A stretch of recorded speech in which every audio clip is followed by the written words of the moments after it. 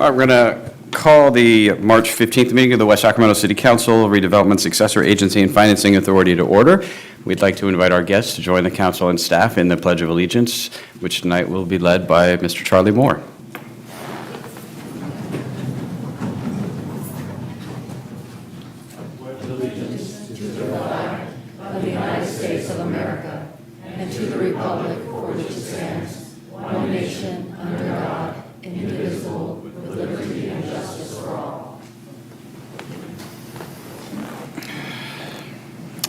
All right, let me note first that council members Sandine and Ledesma are both out of the city on business this evening, so we have the unusual situation of having 3 members of the council present.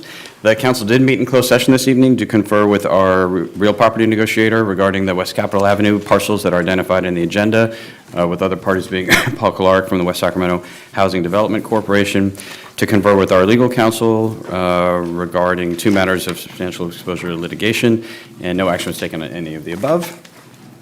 So that brings us to item 1A, which is presentations by the public on matters not on the agenda but within the jurisdiction of the City Council. As is noted on our printed agenda, the Council is prohibited by state law from taking action on any item that is raised during the item 1A, but it is an important opportunity for public comment.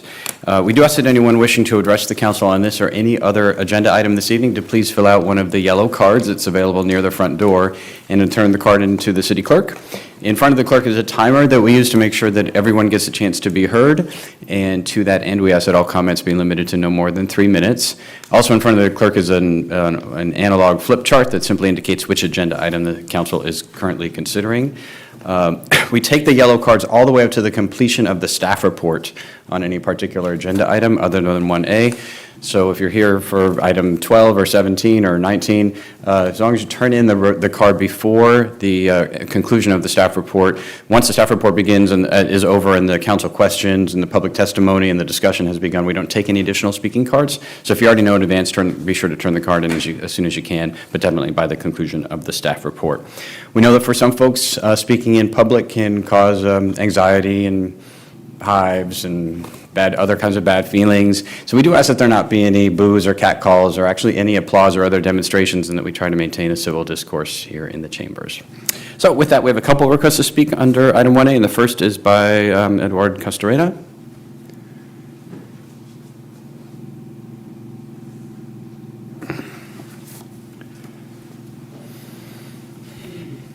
Council members, Mayor, just have 2 questions. The Freedom of Information Act. One of our members came up with some information on Bright Park, the Phase 1. And I hope this information is correct. If it's not, I hope I get corrected on it. But 65% of the budget was paid to an architect. Is this true? Seems like an awful lot. And who was the name of the architect? I hope Cindy Tuttle can give me the answers to that. I know you can't answer me right now, but thank you. All right, thank you. And Simplicio Lanton Jr.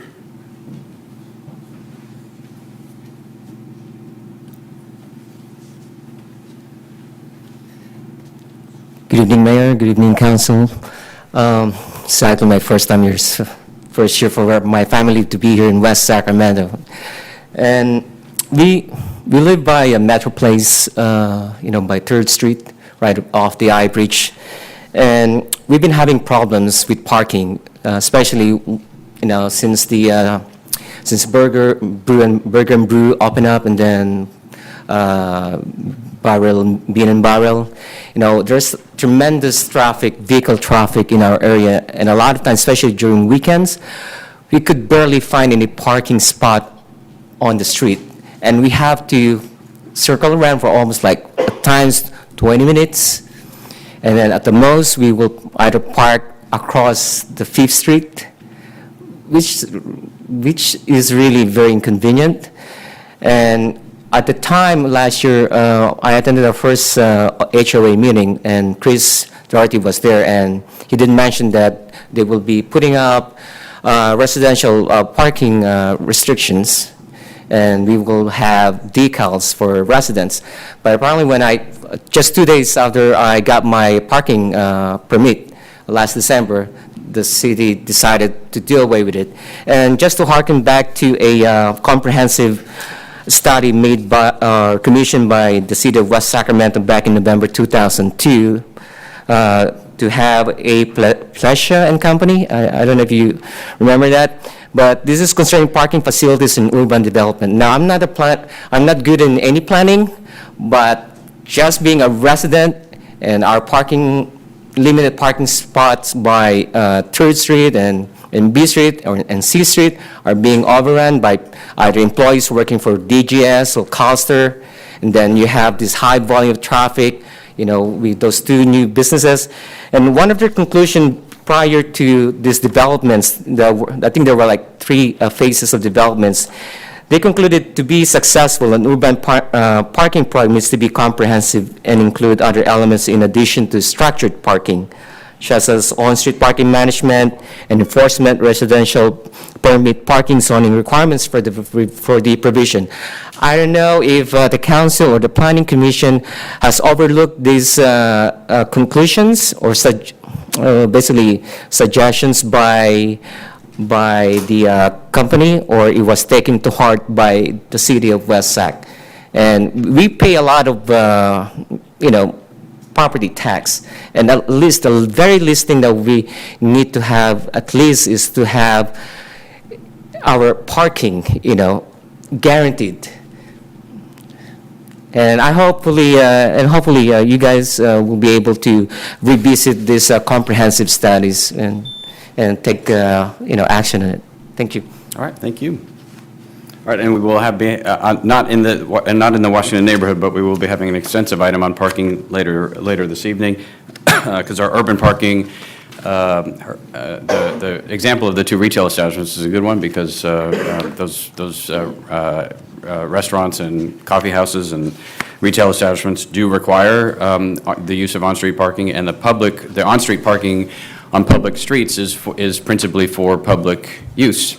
And in the urban areas, even that original Andy Plesha study did not contemplate that there would be unlimited amounts of free parking all over the urban area. Urban parking is a different animal from parking in the more suburban parts of even our own city.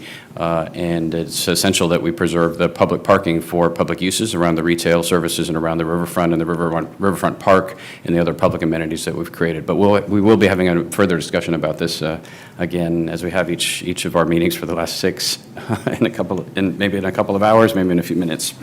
All right, so that brings us to item 1B, which is council communications. Are there reports or other communications this evening? Mr. Mayor Pro Tem Johannesson. Yeah, thank you, Mr. Mayor. The Yolo County Housing met on March 8th. We had a couple of presentations. One was on the budget, the $11.5 million budget of that organization, and it's a balanced budget that we've proposed. And also, the organization received a couple of additional awards. It received the HUD Award for National High Performance on a Low-Rent Housing Project, and this is the 4th time the organization received this. It also received the HUD Award for National High Performer in Housing Choice Voucher Programs, and was the 6th time the organization received this. And this is actually the 2nd time the organization received both awards in the same year, so it's doing a good job. And the West Sac Housing Development Corporation met last week, and the most significant item discussed there was the proposal for permit supportive housing that it's working on. That's it. All right, terrific, thank you. Councilmember Orozco? Thank you, Mr. Mayor. I attended the Regional Sanitation Board meeting on March 8, 2017. We conducted a public hearing on monthly sewer rate increases, and if you're aware, at our last council meeting, we did receive a presentation from one of the Regional San representatives.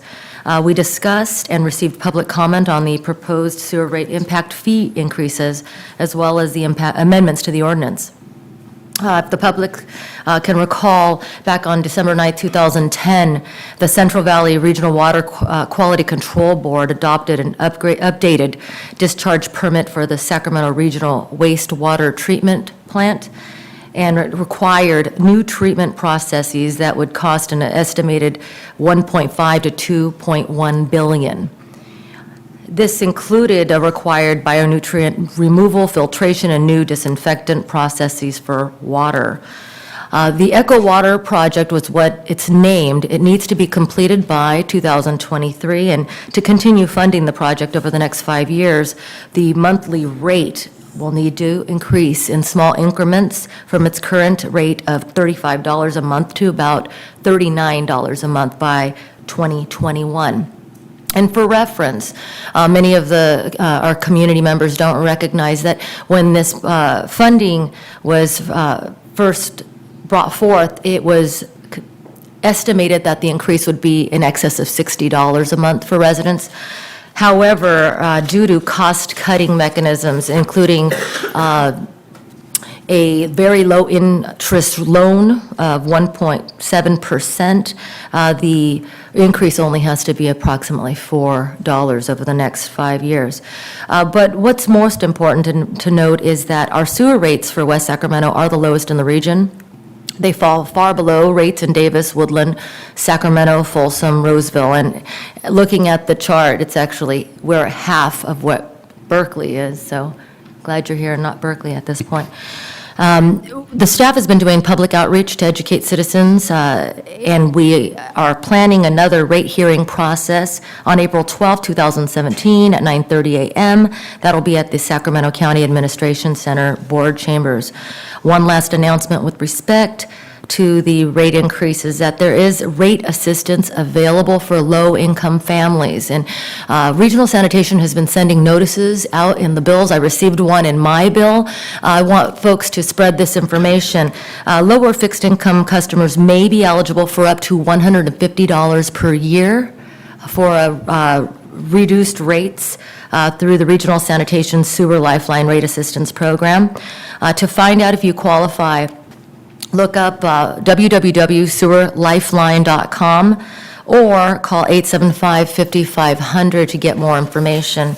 I find that very important, especially for folks who are on fixed incomes and are going to have trouble absorbing the $1 or $4 over the next 5 years. On March 9, 2017, the Regional Water Authority held a meeting. We discussed the strategic plan, which was adopted back in 2013 with planning, advocacy, implementation, and information education components. They are in the process of updating the strategic plan and requested feedback from members if anyone has any. The budget was approved almost unanimously. It does include about 10% more than the current budget. The increase of cost is attributed to unfunded pension liability, mainly in water efficiency program, and increased advocacy activities. There was a lobbyist that was hired to advocate on behalf of RWA. And they also discussed lead sampling in schools. The testing, apparently the testing of the water has been passing. However, there's been discussion about the fact that some of the water faucets might contain lead, so the problem might not be in actual water, but in the water fountain. So I'd like to thank Environmental Utilities Commissioner Brendan Leonard and Public Works Director Denix Anbaya for representing the City of West Sacramento in that meeting. Thank you, Mr. Mayor. Great, thank you. And a couple, the last council meeting I was not present. I was in Washington, D.C. for the winter leadership meeting of the U.S. Conference of Mayors, where our principal objective was to make our initial connections with the new administration and congressional leaders around the key policy priorities for urban America. I think the council is aware I chair the Jobs, Education, and Workforce Committee for the U.S. Conference of Mayors, and therefore it was my honor to be leading the meeting with the new Education Secretary, Betsy DeVos. One of her first meetings, and I don't have much to report of substance out of that meeting. But we did meet with her, and we also met with the Secretary of Transportation, Elaine Chao, and more information from that session She'd served in the Bush administration as Secretary of Labor, and talking with her staff privately during that session, one area of concern is that at least one of the simulations that they've been asked to prepare for the president's budget, which the skinny budget is to be released tomorrow, would defer all infrastructure investments, including new starts and small starts for projects like the streetcar, but other projects as well, to the infrastructure bill or package later, rather than being included in the budget, which is what has been our expectation based on the normal timing of the Federal Transit Administration's requests.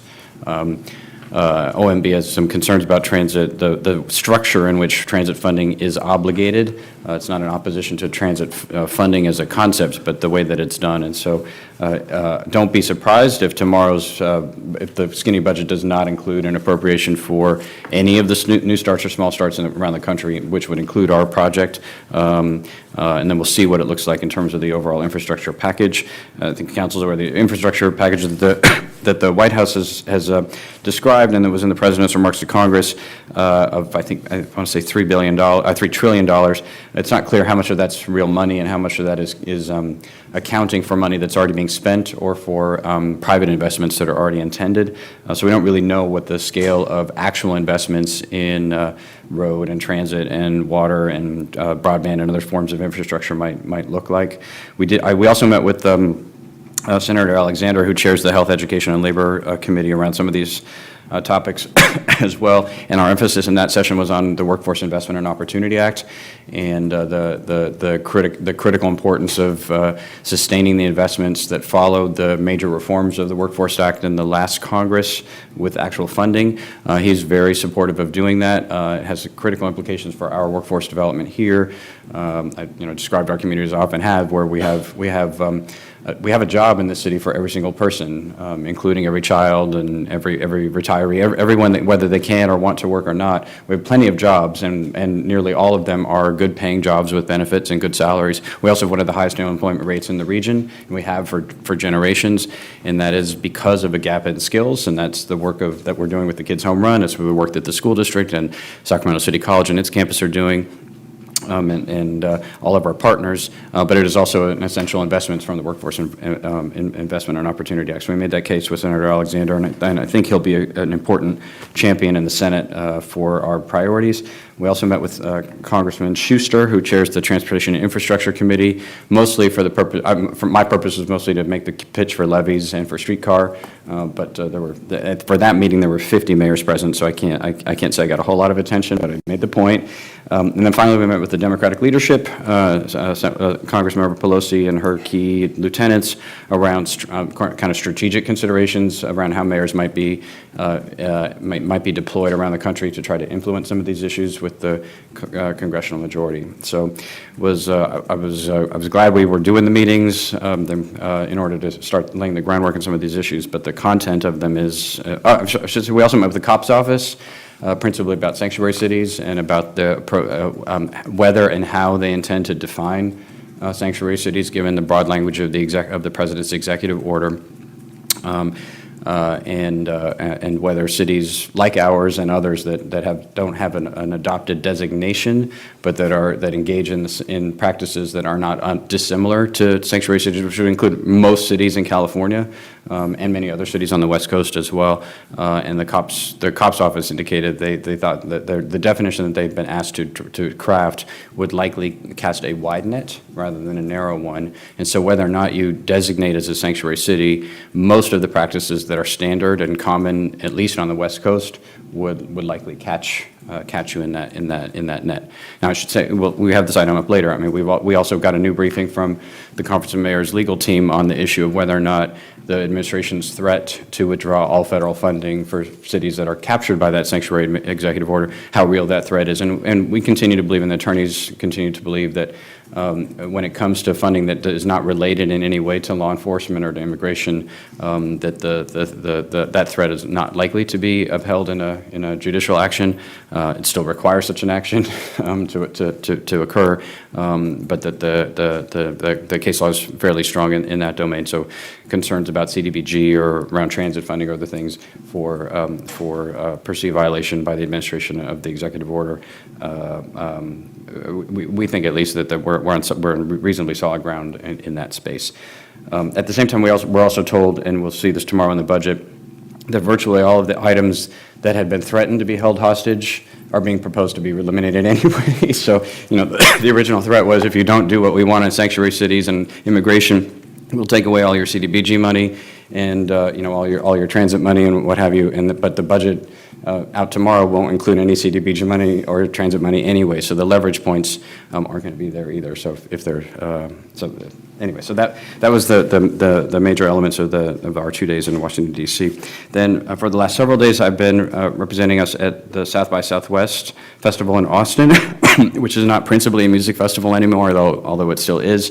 I was invited to as part, again, for the second year to participate in a group of 20 mayors to connect with designers, developers, tech folks, innovators, entrepreneurs, investors, and musicians and artists as well around potential connections with civic innovation. So I presented on civic engagement and alternative approaches to achieving actual outcomes and equity and civic engagement. I know the council's aware of that presentation. The mayor of Louisville and I presented on innovations in workforce development, and then we had a series of demonstrations, competitions, challenges of a variety of new technologies and new startups and other innovations that are out there that may have potential application for cities. Things like the use of very, very extensive virtual reality systems for unexpected things like 311 response management through virtual reality, and a variety of other platforms around police and social services and homelessness. And then one that I was not interested in, but then caught my ear once I heard more of the details, is a bike share 3.0 approach that is bike share without the stations and without a city investment or a sponsor. This is the new. This is the new crop of bike share operators around the country are in this mold, and so I want to bring this up again in a moment. But the bike share piece was this outfit called Lime Bike. We began some initial discussions with them in San Jose around potential opportunities for both of us. So having said that, the bike share policy, separate from South by Southwest, the bike share, let me just say, on South by Southwest, so the council's aware, we had a very strong presence at the festival, and in the innovation set in particular, our presentations in the government and in the education tracks were among the most highly rated presentations based on what the work that we're doing, but just consistently. I was there last year and had to explain where West Sacramento was, and that was not the case at all this year. Virtually everyone that you interacted with had at least heard of us. They still may not know where we are, but they had heard of West Sacramento as a place where they needed to find out. Interesting things were happening, innovative things were happening, and it was astonishing, especially among some of the investor communities as well. So a very positive outcome, I think, for the city. So 2 weeks ago, the Bike Share Policy Committee met to continue the development work on the contract for the regional bike share program, the contract that we authorized back in July and has not been executed yet. It is on the agenda for the SACOG board meeting tomorrow, as the regional anchor program. Just to bring these two pieces together, there are places that are doing both the sort of in the wild, fully private sector bike share system, along with a publicly operated and funded station-based bike share system, and it's something worth considering as we try to both participate in a regional system, but also dramatically accelerate progress towards deploying bike share. Because the council, Mayor Pro Tem Johannes will remember, we first gave the green light to bike share at this council, I want to say 6 years ago. And we're here a little over 6 years later, and it's not in the field, and it's not the most complicated. It's not the most complicated deployment to occur. Many other cities have deployed since that time. Then finally, also tomorrow night, the Delta Protection Commission will be meeting. We're going to be taking up comments and advice to the state on the allocation of the Delta Levies program. So just ask for the city manager if you'd ask our flood staff to take a look at the agenda item, make sure there will be a set of comment letters sent from the commission to DWR and the state flood board around prioritization and other criteria for some of the state flood subvention funds, and we want to make sure that our interests are protected. So if you could have staff take a look at those and make sure we get some feedback before the commission meeting tomorrow night. All right, so that's, if there's no other communications or reports, item 1C is appointments to boards and commissions. We don't have any tonight, so we're going to proceed to item 2, which is presentations of certificates of recognition for outgoing commissioners. And so we have on item 2, the recommendation that we present the certificates. It doesn't require a motion or a vote. We're presenting these. And it's a bit of a misnomer this time because so many of our commissioners are moving from one commission to another, so they are outgoing, but they're not gone out. So we'll be saying, we're not saying even goodbye to I think half of the commissioners that we'll be recognizing tonight. But Commissioner, the city's volunteer boards and commissions are an essential part of the governance and leadership structure of the city, bringing expertise, bringing a wide variety of perspectives from different geographies, different backgrounds, different daily life experiences and professions to the work of the city, and bringing often common sense and integrating the context of our full lives to the excellent work that our staff does in preparing policy items that are on their way to the city council. So the council and the staff and the members of the committee deeply appreciate the volunteer service of citizens in our community who step forward and agree to serve on these commissions. And we have commissioners who've served for a couple of years that we're honoring tonight, all the way to one commissioner that has served since just after the Big Bang until now. So we have a rich set of folks to honor and to recognize tonight. So we'd like to begin by I'm going to ask Councilmember Orozco if she would take if she'd go to the podium and present the first 2 commissions, which are Arts, Culture, and Historic Preservation, and Parks, Recreation, and Intergenerational Services.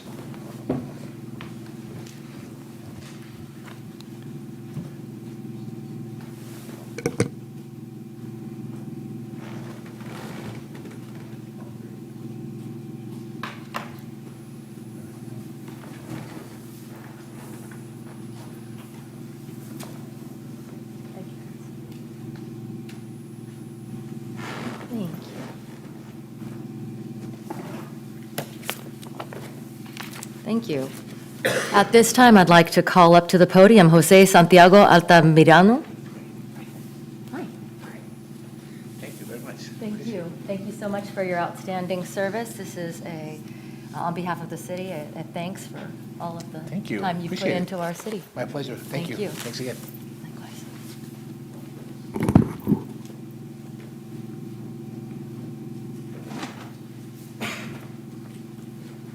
And City of West Sacramento would also like to recognize John Kloss.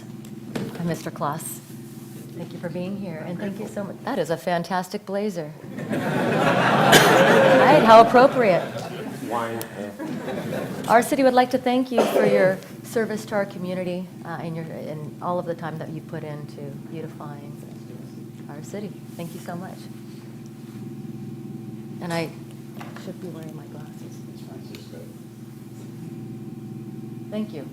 Is Francisco Castillo here in the audience? Okay.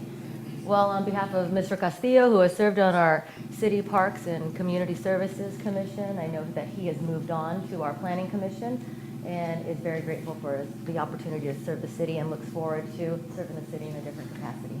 So everybody please applaud. Thank you.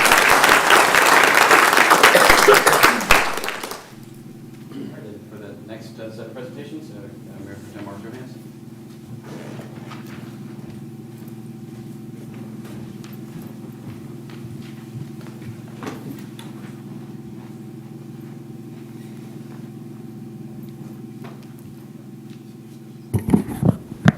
A bit easier.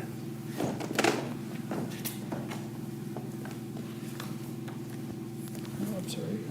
Maybe not so easy.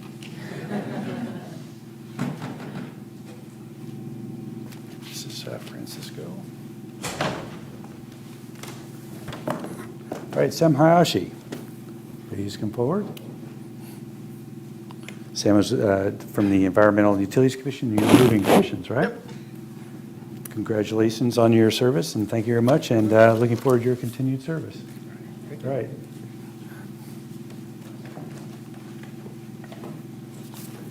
Alex Hirsch, Environment and Utilities Commission. Alex? And you were on the Aging Commission as well. That's right. Age-friendly committee, yeah. Nice seeing you again, and congratulations for your service. Thank you very much. Right.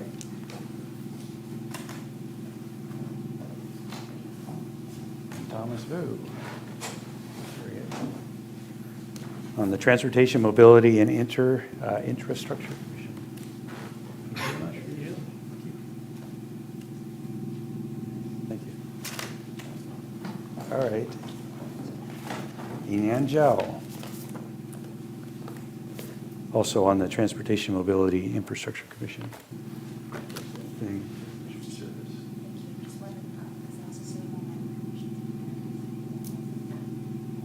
Are you retiring from other commissions, right? Thank you for your.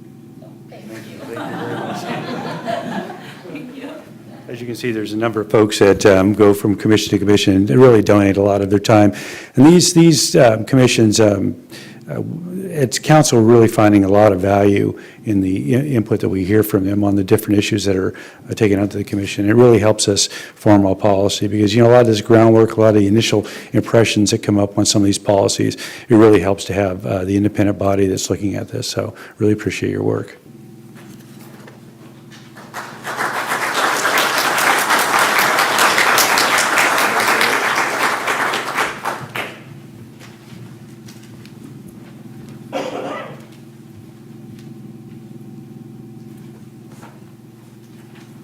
All right, is Veronica Smith with us?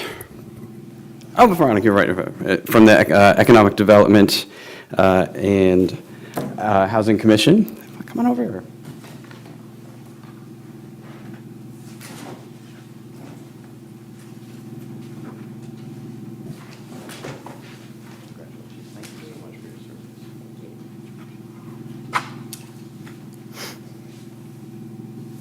From the Disaster Council, Peggy Bell.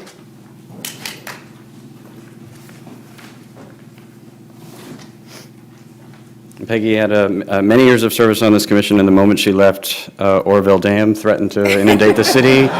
So I'm thinking you need to come back. Yeah, I missed my opportunity. Thank you for the opportunity to Thanks, Peggy. Is Karina Orozco here? Really? Yeah.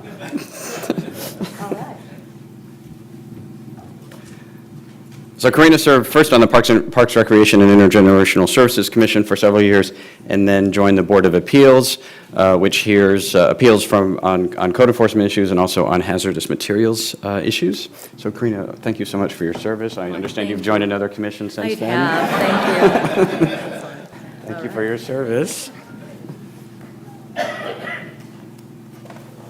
And Parveen Tumber?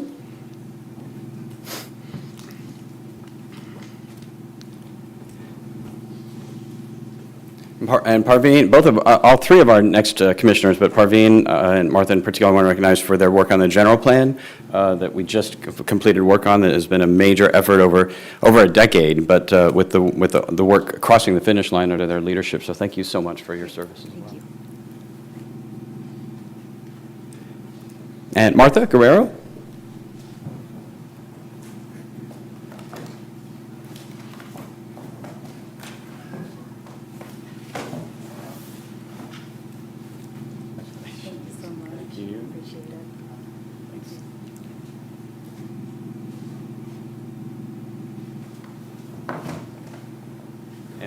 And finally, the man who gets two of them,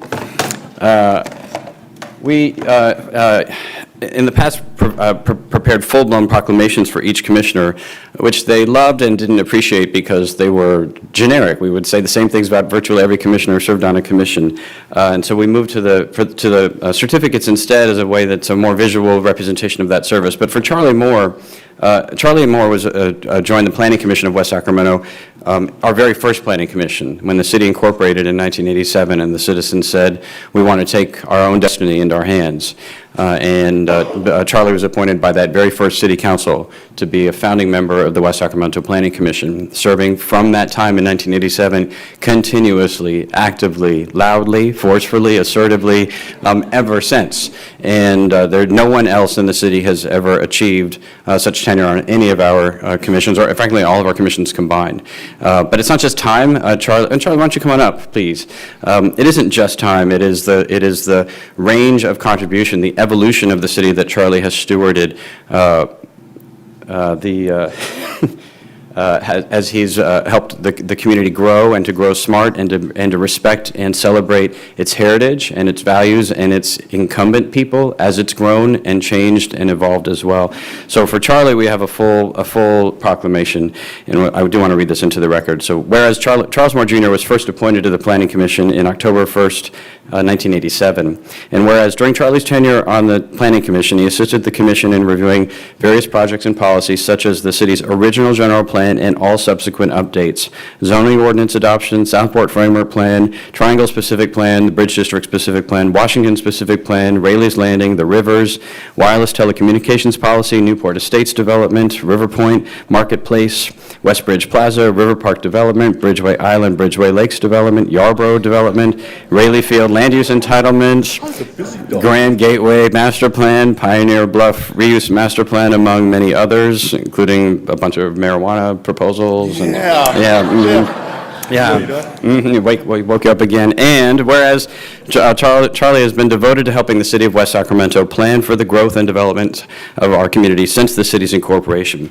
And whereas Charlie has served the community with insight and vision for 29 years as a member, including 2 years as chairperson and 2 years as vice chairperson of the Planning Commission. And whereas Charlie has been the longest-serving planning commissioner to date in the history of the city, I think we could take the to date out. That's not going to happen. It's not going to happen again. I think it seems unlikely. Yeah. And whereas Charlie's involvement on the Planning Commission demonstrates his belief that involvement is the key to success, and he's modeled that for so many in our community. In addition to his service as the president of the Chamber of Commerce and virtually every other critical civic organization in our community, the West Sacramento Foundation, the old 444.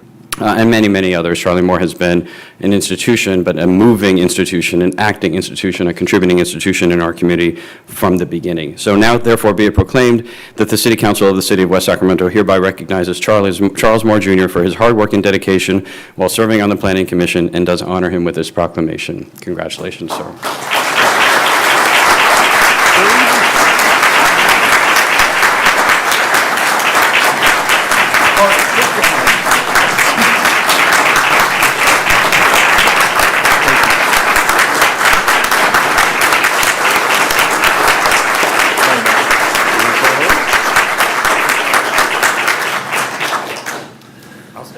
No, don't step back. I don't want you too far away from me, you know?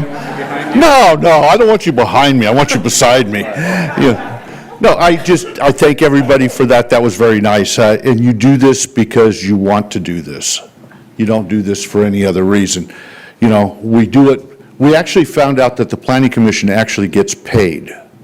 So I'm looking for that rebate thing you were talking about, because my $30 is gone, so I may need a little help. But this was very nice of you. I thank you all very much, and thank you for doing that. Should I take this one too?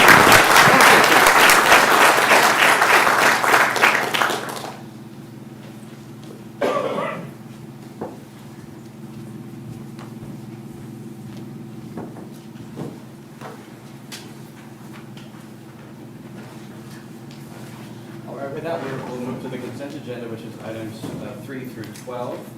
And as far as I know, we have no corrections or additions from the city manager. So are there any items in consent that any member of the council wishes to remove, or any item for separate question or... Sorry, any item for separate question or comment? Yes, Mr. Mayor, item number 7, please. All right. And...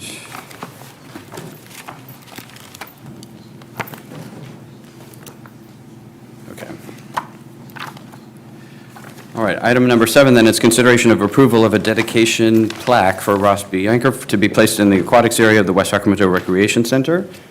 Councilmember Orozco. Thank you. Ms. Tuttle, would you mind providing a little context under which we would, about this project and about the history of the person that we're honoring? Absolutely. So Ross P. Yancher was the master aquatics coach at the West Sacramento Recreation Center for many, many years. He was involved with the city with the development of the actual aquatic center, helping to design the competition pool. He also was involved with River City High School and coached, what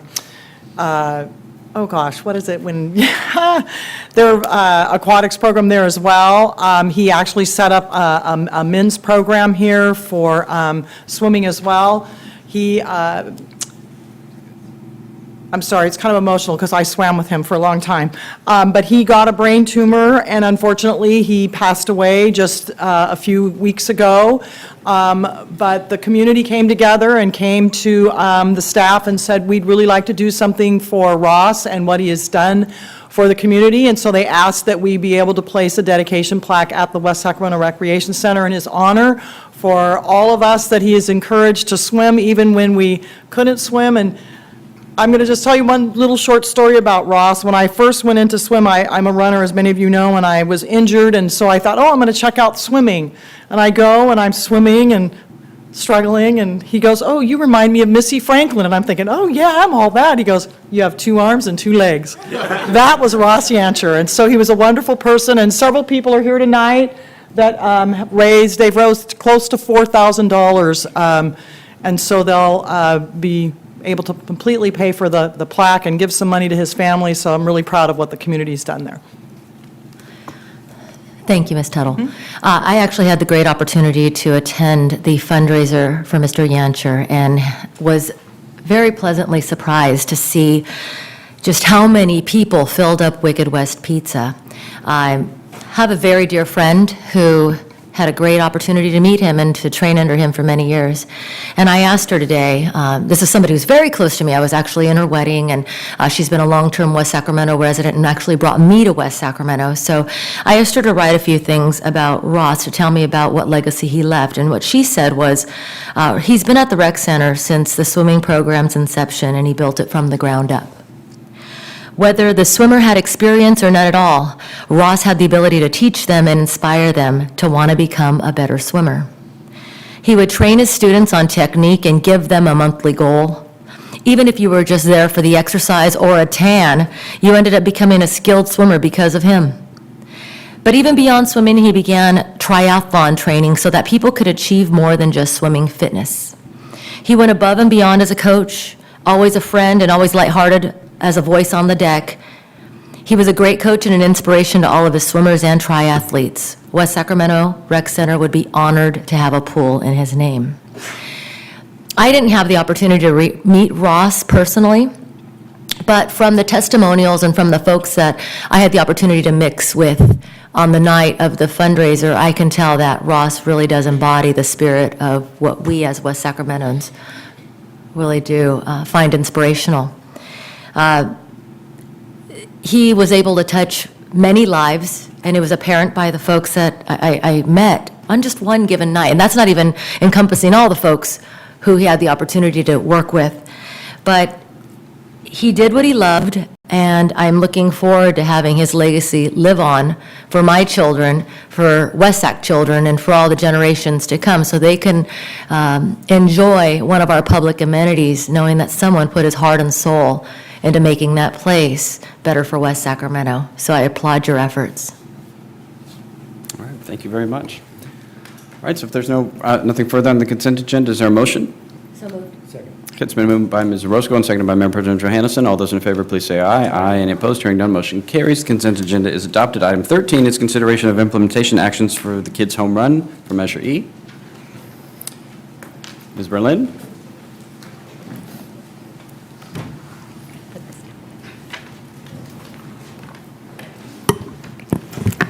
Good evening, Mayor and members of the City Council. I'm here tonight to present some potential implementation actions associated with the Kids Home Run program, which is an area of focused investment for the Measure E revenue.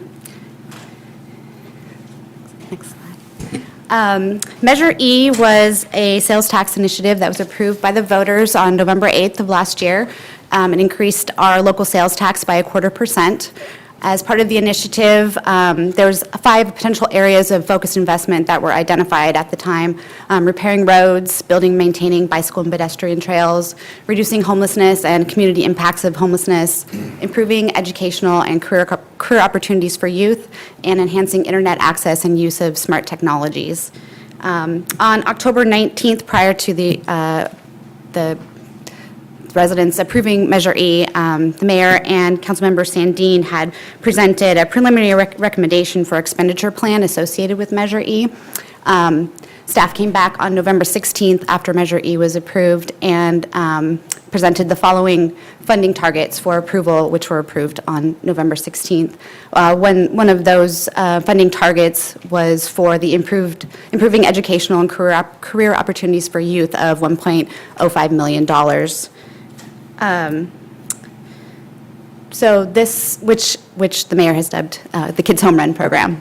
So these funding targets were general targets, not meant to be maximum targets, but meant to be maximum targets, and then the annual expenditures would be determined for each program associated as we go through the budget process.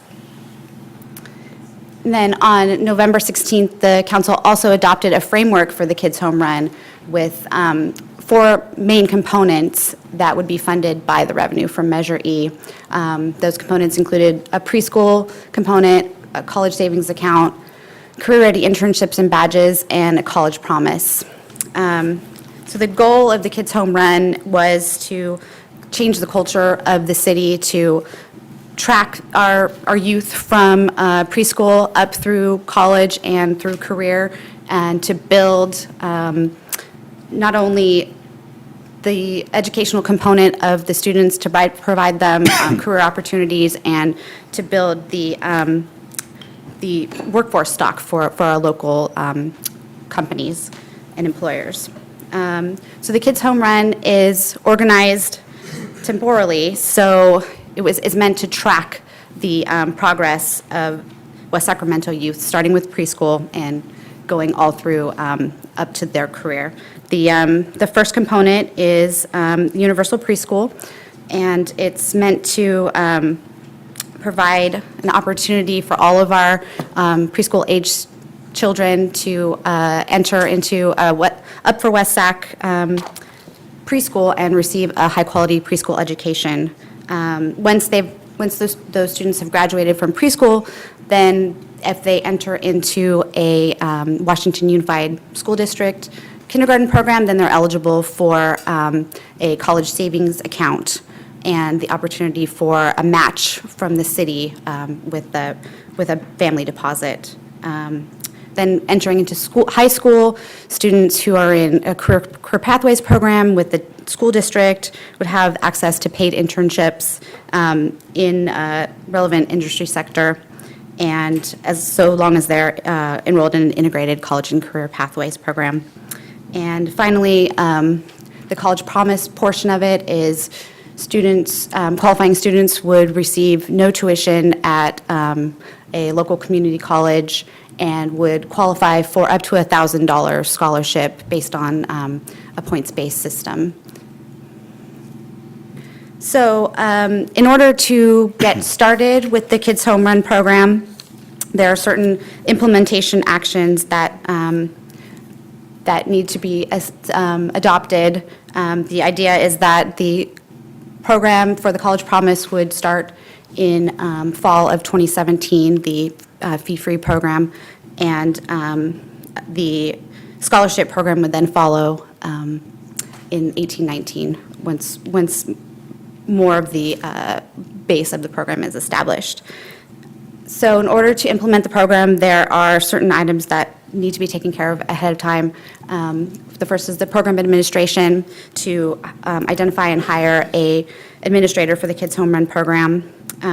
College Promise, setting up a program with the local community college to establish this fee-free program for the students, to allocate costs, build costs, allocate funds for early program build costs. The college savings account is to get a financial institution that could manage the accounts for the preschool students. And then for preschool is to reevaluate the role and need for the Up for West Sac board. So the first component, the program administration, the staff determined that there is a need for a dedicated program manager for the Kids Home Run. The responsibility to implement this program, it doesn't fall on one department, and it requires expertise that sort of is not limited to one department as well. So staff determined that it made sense to hire someone specifically as a program manager for the Kids Home Run. An option was considered to create a full-time position, but in the end, in order to minimize administrative expense to the Measure E funds and to allow the council to maintain policy control over the program, staff determined it made sense to modify the current program manager job description and amend the authorized position list to create a half-time program manager position that, and that person would run the Kids Home Run program. In conjunction with that, it made sense to look at the assistant to the mayor position and reduce that from three-quarter time to half-time and create one half of program manager, one half of assistant to the mayor position. If council agrees to this, then the city manager would provisionally appoint the assistant to the mayor to the half-time program manager position. For the college promise piece, like I said earlier, there's two components: the fee-free community college for at least a year. That's planned to be implemented in the fall of 17. The other component, the points-based scholarship of up to $1,000, would trail once the program is more up and running and be implemented in the fall of 18 or 19. In order to implement the fee-free component of the program, staff has been working with Los Rios Community College District and Sacramento City College to work with them on creating this program. The idea is to enter into a reimbursement agreement with the community college district, and whereby they would be reimbursed for any fees that they free fees that they provide to eligible students for this program. They'd also recover any administrative costs associated with managing the program up to almost $32,000. Since this is a new initiative, the idea is to limit this reimbursement agreement just to 1 year, and then we reevaluate how the program is working to continue it for future years. Under the agreement, the Los Rios and Sac City College would also have to create an application for eligible students, and they would work with the city and the school district on marketing and outreach for the program. They would also collect the data and collect data associated with the students who are enrolled in the program to provide that to the city. That data is a large component of this Kids Home Run initiative because it provides the basis for tracking how the student is progressing and will be used in association with the points-based scholarship program. So this graphic is just showing the program costs associated with the College Promise program. At the bottom is the tuition or the fee-free fees that would be provided to the eligible students, noting that it will increase over time as the project scales and more students are eligible to enroll in the program. The 4 items with the asterisks are the factors that are used to determine the point-scaled scholarships. So if the students are had been enrolled in a college savings plan, if they went to an Up for West Sac preschool, badge and internship points if they were participating in an internship or achieved any badging digital badging associated with any of their activities and internships that are badge eligible. They could earn points that way. And then the base points are other eligibility criteria, such as being a West Sacramento resident, attending a West Sacramento school for a certain period of time, things like that. Details on the scholarship piece is to be determined as the program progresses. So the initial program costs for the Kids Home Run are looking to total about $250,000. $15,000 for the program manager position from April to July. Because this is sales tax money, then the sales tax will not start accruing until April. The city also doesn't get paid the sales tax until July. So the idea here is that money would be allocated from the general fund account group to temporarily fund these costs until that money will come in from Measure E and sort of backfill those that fronted cost. So $15,000 for the program manager from April to July, $25,000 for launchpath.com, which is an internship matching program that's been used with success in the past. $35,000 to fund 10 of the internships with our Summer Steps program with the city for those students at the district, Washington Unified School District, who are in career pathways. And then $50,000 to start doing the data analysis and finding someone to manage the data side of the program. And then $125,000 to hire a marketing consultant to start the strategic branding and marketing portfolio for the program.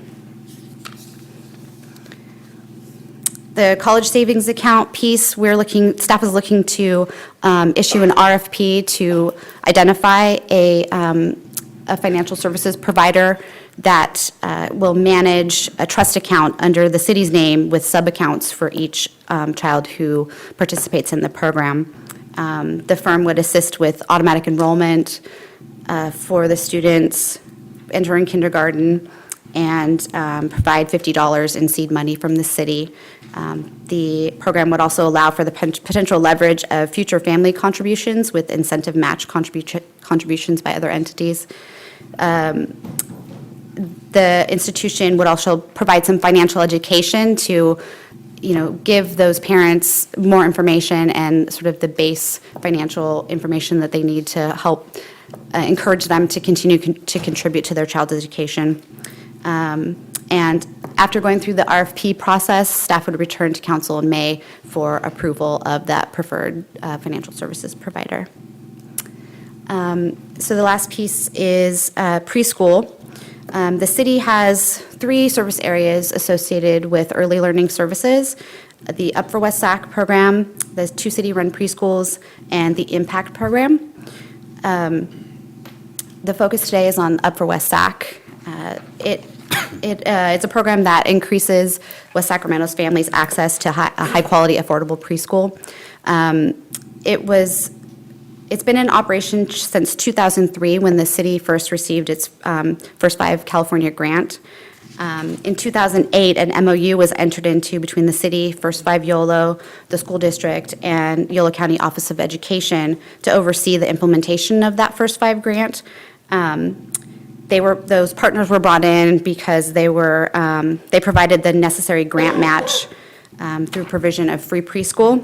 And at the time, an executive board for Up for West Sac was created with elected officials from those 4 partners to oversee compliance with the grant. Now, in 2016, that grant that previously funded Up for West Sac was eliminated, and the grant match requirement is no longer needed, and also, so no oversight of that grant through Up for West Sac is needed as well. A new program, Impact, was created, and it's similar to the prior grant, but it has a county-wide scope. So as part of the new grant program, the Up for West Sac Collaborative Group, who had input on the grant program and management of that, became the Impact Consortia. And that they advise on the various aspects of that impact grant implementation, excuse me. So based on these changes, there really is no longer a need for the Up for West Sacramento board.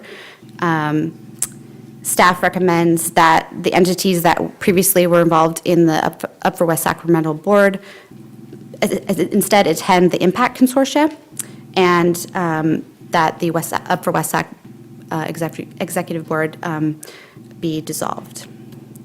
So in sum, there are 6 actions that staff is recommending council take in order to initiate the implementation of the Kids Home Run. First is to approve the modified job description and salary and benefit schedule for the assistant to the mayor classification and amend the authorized position list. Approve the modified job description for the program manager classification and amend the authorized position list to include a half-time program manager. Authorize city manager to execute the reimbursement agreement between the city and Sacramento City College and Los Rios, and authorize the issuance of the RFP for the financial institution for the college savings account. Approve appropriation of $250,000 from Measure E from the Measure E fund to initiate implementation of the Kids Home Run, and authorize dissolution of the Upper West Sac Executive Board. That concludes my presentation. If you have any questions, the various authors of this staff report are all here to answer them. Well, let me just say first, before, as we move into the questions and hear from some of our partners as well, what a tremendous amount of work has been accomplished. I mean, the voters just approved this in November, so we're 100 days out from then, and just the sheer depth and magnitude and reach of what you just presented, the recommendations included, but the full-scale analysis and the long-term plan and all the many details. And I've been part of the conversations around the edges, so I just know how much care and how much sprinting has been going on in order to make this a reality. Because I mean, just to take a step back, this is unquestionably the most audacious education initiative of any city in the United States. And since I chair the education committee for the Conference of Mayors, this is the truth. No, there are cities that have universal preschool. There are cities that have a free community college promise program. There are cities that want to have paid internships for high school students. None of them have it at scale. There are cities with a college savings account. There are cities with digital badging systems, although none as far as long as ours. There's not a single city in the country that have all of those.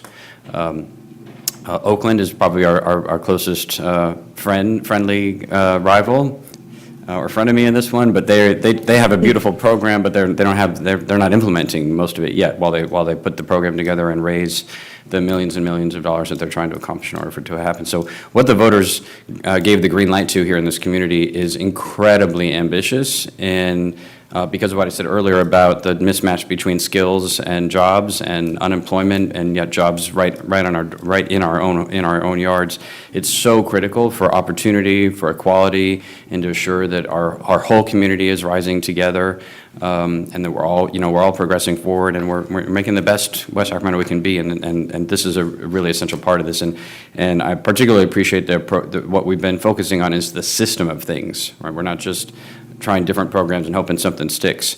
That all of these, you could see that's in the going to preschool leads to getting the college savings account. College savings account, great anyway, but by saying you need to go to preschool first, or high quality preschool first, we're emphasizing the importance of preschool. And you see preschool even showing up later in the chart that you had about points that you would get for your scholarship.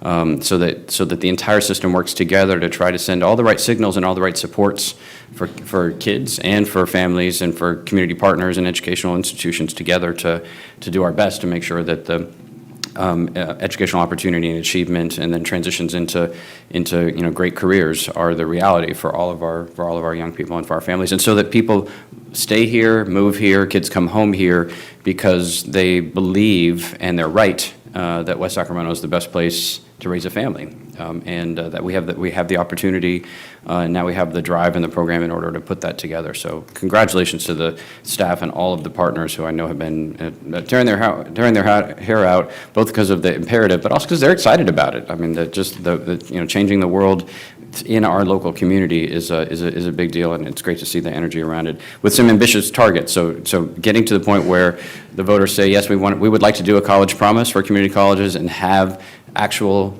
West Sacramento students receiving, their free tuition the very next fall semester we're not there. We're taking the necessary steps to get in that direction.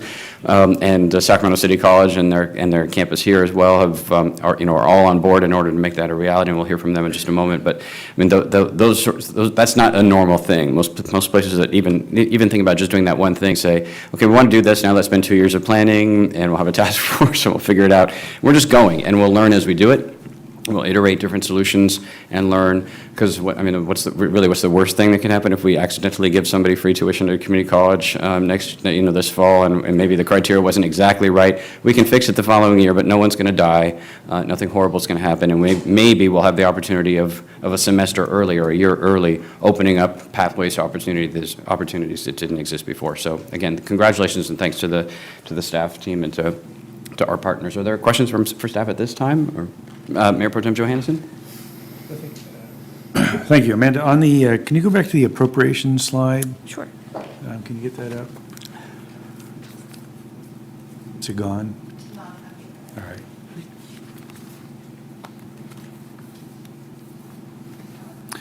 All right. It's the one, the expenditure of the 250,000.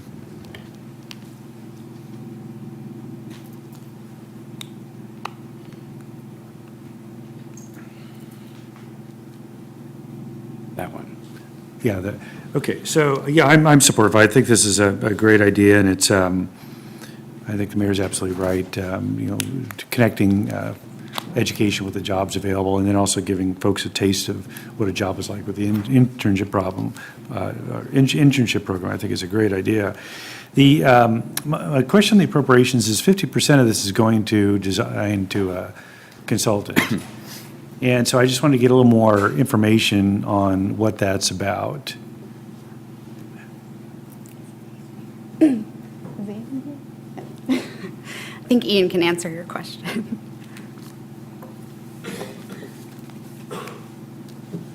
Hello, my name is Ian Winbrock. I'm the assistant to the mayor. So principally, when we're thinking about doing systematic design and strategic branding around this isn't just for the website, which is going to aggregate each and every single one of the program pillars in the Kids Home Run. This is seed money to make our pitch deck so we can reach out to philanthropic organizations and grantors, as well as providing us with the capacity to design refined marketing materials. So when I'm thinking about which branding organizations to reach out to, it brings me back to when I was with the mayor at South by Southwest, and I was meeting with a DC-based organization called Chief, as well as some other boutique agencies, in addition to Gordon Fowler at Threefold Communications, and some of our more local folks. But this is a large amount of funds designed to provide something that's high level, that's recognizable internationally, and really has the polish and refinement that's needed to bring the resources which are going to kind of exponentially increase the amount that's been invested by city residents. We're really looking for a way to really showcase the work that we're doing. And when I was at South by Southwest, we began to realize that this work is something that merits attention by national and international funders. And in order for us to really use this investment by the residents and kind of create a catalyst for additional funds, we're going to need a nationally renowned branding organization that's going to create a strategic branding map, as well as some mobile responsive websites, and something that dovetails really nicely with the application for the West Sacramento College Promise, as well as the other initiatives that are part of the Kids Home Run. And will it include fundraising activities? Part of this is to basically use this as seed money for further funding. So would that include fundraising activities, or is it just creating the materials to allow fundraising to begin? It's not going to be used for matching funds. but it is going to be used for creating a pitch deck that will then be used to solicit philanthropic donors, to continue the conversations that we've been having with national grantors as well as select philanthropic organizations. Okay, and this amount is based on discussions with the consultant, or how was the amount? So I have not had one conversation with a specific consultant. I had conversations with, like I said, boutique national agencies and then some folks here at Threefold Communications. But I wanted to set an amount that would both be, at least show up on a radar of a nationally known organization, as well as create an incentive for a local organization to prioritize this, so that in a period of, if we were to issue an RFQ, that by April 1st or the second week of April, this organization would be responsive and create this entire portfolio by the end of May. So they would have to drop what they were doing and really prioritize this work. Okay, yeah, that helps a lot. The other question is somewhat related, but so we don't, this is a big program, it's going to be a long-term program. So normally we're looking at, what are the goals? What are we trying to achieve here, and how do we measure that? So I'd imagine when you're developing marketing materials, you're going to articulate these goals, and then to be able to assess how the program is going. Because, I think if it started right now, we have a child that's going into preschool. It's, 12, 13 years before they're entering community college at that point, and then a couple, 3 or 4 years after that. And so you can kind of see the full circle, but it's going to take, 15 or 16 years to do that. So at some point to articulate, what are the short-term goals or the long-term goals, and how do you assess meeting those goals, the metrics to whether or not you're achieving your goals, to be able to have the flexibility to modify and modify the organization to move forward. So are those goals articulated yet, or is it something that is to come? So I think it's something that council is going to be able to create priorities for each year, specifically around how money is going to be invested in the budget cycle. But you reference, KPIs or key performance indicators. So when I've been looking at Oakland, they just released their first report for the Oakland Promise, which is as close of a parallel that exists for this work. And they've been very strategic in how they've branded their work, how they've really focused on personal narratives, so not just on X number of youth served, but really kind of how those young people really changed their narrative personally. So we'll be able to focus on not just a certain number of internships provided for young folks in Washington Unified School District career pathways, but also the stories that drove them to college, through college, to an internship, through an internship, and how that made them reflect on their experience here in the city of West Sacramento. Great. Well, thank you very much. Thank you. Ms. Roscoe? I had a question with respect to what is the average tuition for 2 semesters at a local community college with approximately 12 units?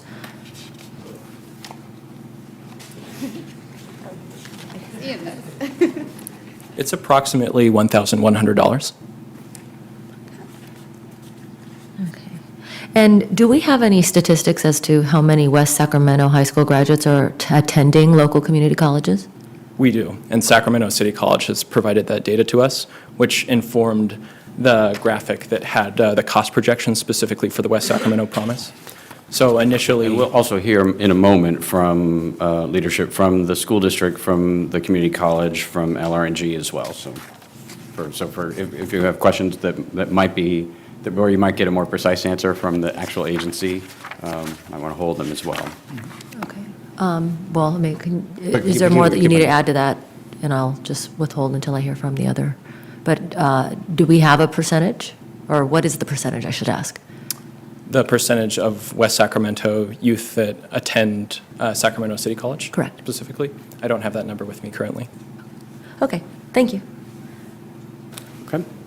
Just, I think the points that have been raised are important as we go on to hear from some of our partners. I would encourage you to think about that $125,000 for the marketing in those 2 domains, not necessarily for a single consultant. That certainly is one option, but if the 2 top lines that are related but not the same, one is to be able to maximize our ability to secure philanthropic and other, state and federal and corporate support for the work that we're doing. And so the pitch deck as an anchor of that, but not the only piece. And then the second is in the community. One of the key propositions of the Kids Home Run is that we will all know and that we will believe. And if someone tells me she's pregnant and we're having a baby, there'll be a lot of issues happening, but one of them, at least, we will know that this is going to be a great place for us, the two of us, to raise our kids. And it's that creating that feeling of opportunity and possibility, and a clear pathway for how that gets rolled out is really important. So you've all heard me give this stork bag, example that when a child arrives at, in the world, and they get it, and we get them a bag that includes their key to the Learning Ladder preschool, or to, for West Sac, and it includes their Sac City College ID card, before they're 2 months old, and it includes all these pieces, so that it's not just that the programs exist out in the world that you can access, but that we know that, and it's a inherently West Sacramento thing that you have those opportunities. So think about those two pieces with a launch. I think this is the key, as you were describing, May, that having a really strong, powerful launch of the program for both residents and for potential funding partners. Oakland has done a great job with that, with their Billion Baby initiative and their other branding work. Oakland has no money to do the program. They have got great marketing and branding. We have the money to do the program. We don't have marketing and branding, so we also have the opportunity to learn from each other, but they definitely have given us some good examples in that space. So I'd stay flexible with the how on the marketing piece to achieve the goals that you just described to Mr. Johannesson, and certainly agree with him on the need for us to have clear. There are metrics embedded in the Kids Home Run around improving high school graduation rates and college completion rates and everything else, but we should say them. We should be clear about what it is that we're driving towards and hold ourselves accountable for accomplishing those, so that we make the appropriate mid-course corrections and can celebrate the successes when we achieve them. Okay, I was going to call next on a couple of our partners. The first is Michael Poindexter from Sacramento City College, a longstanding partner. Yeah, longstanding partner. Good evening, Mayor, council members, neighbors. It's good to be here tonight. We're excited about being a partner in this particular initiative. It's a wonderful opportunity for us to continue our relationship that we have and to be good neighbors, even though we're right across the street and down the street across the highway. We are excited to be a part of this new initiative. We've traveled within the state of California and also outside of California, looking at the best practices that could possibly be had for a program of this nature, which has been built in to become probably the best, as the mayor said, the only and the best program in the United States, right here in West Sacramento. This is a wonderful initiative. Can you think of a student from preschool to all the way through high school, knowing that they will go to college, knowing that they will have a job, knowing that they will have an internship, knowing that they will be strong to come into an institution? I do have stories about some of our West Sacramento City College students. They come in and they're just a little bit feeble as they walk into the doors. But with a program like this, they will come in strong, ready to tackle the initiatives that we have within the institution, and not be afraid to come and talk with the president or with the vice president of the institutions. And many times I've invited some of your students to come into my office, and I've had everybody at the college working to get them there. But when they finally arrived, they said they didn't want to bother us. These students will have that opportunity to come in and be strong and want to bother us, want to be successful at our institution. There's been a lot of work that has been put into this particular initiative. We now have probably about 150 students that come from the West Sacramento area that come to into the institution. We're looking at doubling that and tripling that, because students will know they have an opportunity to come to college from cradle all the way to the 12th grade. And we're looking to make sure that this is the best program in the United States. I don't think I missed anything, but I hope that everyone is for a program of this nature, especially when you're looking at the youth of the West Sacramento and them becoming some of the best leaders and most educated citizenry that we have here in the Sacramento area. So I'm embracing it and looking forward to working with the parents, looking forward to working with the city and making sure that your students will be successful and the leaders of Sacramento, California, and the United States. Thank you. Thanks. Vice President Poindexter? Councilman- Back to Vice President now. All right, yeah. I was the got- president I got so earlier. used to president. Exactly. Councilmember Orozco got a question. Okay. Thank you. Thank you for your comments. I'm wondering approximately what percentage of your entering class comes from West Sacramento in Sacramento City College? I don't have the percentage, I have the number. Okay. And that's 150. Oh, okay. 150 students. And of course, we want, again, to double that and triple that. And is that 150 over all three campuses or mainly in the West Sacramento campus? That's basically at Sacramento City College. Okay. And the students are, that's one of the things about being in the Los Rios District, students go to all of our 4 campuses. So there should be students that are spread out through some of the other institutions. But at our institution, about over 150 students. Now, you described some of the West Sacramento students as, I think the word you used was feeble. Feeble. Is there any explanation for that? I think because of this type of program, they don't have it. You know, this program will build a strong student, a student that has all of the tools to come in to be a strong candidate at the institution, where they're not afraid to come into a president's office or a vice president's office or to seek tutoring or to meet with their faculty members and talk about how they can be a successful student. And feeble might not have been the right word, but they're coming in not as prepared as they probably should be. Anytime that I invite students in for pizza to eat and I have my directors and my deans calling them to get them in, and they think that they're bothering us, that's the reason that they don't show up, that's a problem. And we need a stronger student coming in that can tackle and take all of the advantages of the institution. We also found that they weren't receiving our educational opportunity programs, or they weren't seeking the tutoring that they should be seeking. When you have a program like this from cradle to college, you won't have those problems. You'll have just that strong, ready to go, for action into an institution of higher education. Thank you very much. Thank you. And so we have both Linda Luna, the superintendent of the Washington Unified School District, and Kobe Pizzotti from the Board of Trustees. Did you want to, I don't have a card from you, but you're obviously a core partner on this project, and so if you wanted to say a word. Mayor Kamali, I have to. And Dean Art Pimentel from the West Sacramento Center campus of Sacramento City College is right here with Vice President Poindexter as well. All right. Superintendent. Good evening, Mayor Cabaldon, council members, and guests. Thank you so much for this opportunity to be here tonight of an exciting plan for the city of West Sacramento. As the superintendent of Washington Unified School District in this city of West Sacramento, you have our commitment that we will have our students ready for college and for career. We have our new phrase for Washington Unified School District, and that phrase is, we are the gateway to extraordinary possibilities. And there are many ways to be a successful citizen in this city after graduation, whether it's through college and whether it's through career. So our commitment is that every single student finds their place.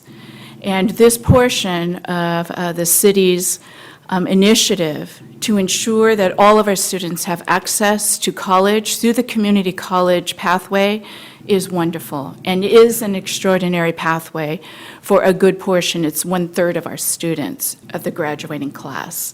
We are also doing our part to ensure that students have access to UC systems and also CSU, so we're doing our part on another pathway as well. But I just want to stand here committed to you that for West Sacramento, Washington Unified School District is not the same school district of the past. We are a school district of the future, and we join you in our commitment to ensuring that all of our students succeed through all of our initiatives together. Thank you so much. Thank you, Superintendent. And then James Halliday, are you still with us? From Collective Shift and LRNG, which is our partner on the digital badging work through Future Ready. And I will say, since Ian didn't mention South by Southwest in this topic, but our work on digital badging, because we're one of just a very small number of cities across the country. Well, I'll wait till you say something, because maybe I'm already trampling on your talking points, James. So. You've said it all. Welcome. Good evening, Mr. Mayor, council members. My name is James Halliday, and I'm the Ecosystem Advancement Lead for LRNG. The Ecosystem Advancement Lead, let me translate that. I'm basically supporting the growth of the digital platform in 3 cities in California: San Diego, San Jose, and West Sacramento.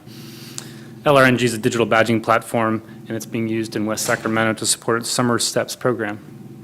In my role, I support the implementation of growth in our West Coast cities, and I appreciate the opportunity to share a little bit about LRNG at the national level and how excited we are to support the incredibly innovative badging work underway in your city.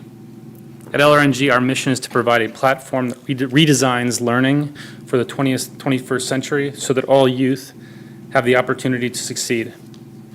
We are partnering with schools, businesses, cities, and community institutions such as libraries and museums across the country to create ecosystems of learning experiences for youth. These networks are supported by our innovative technology platform, which is currently in beta but rapidly growing and expanding.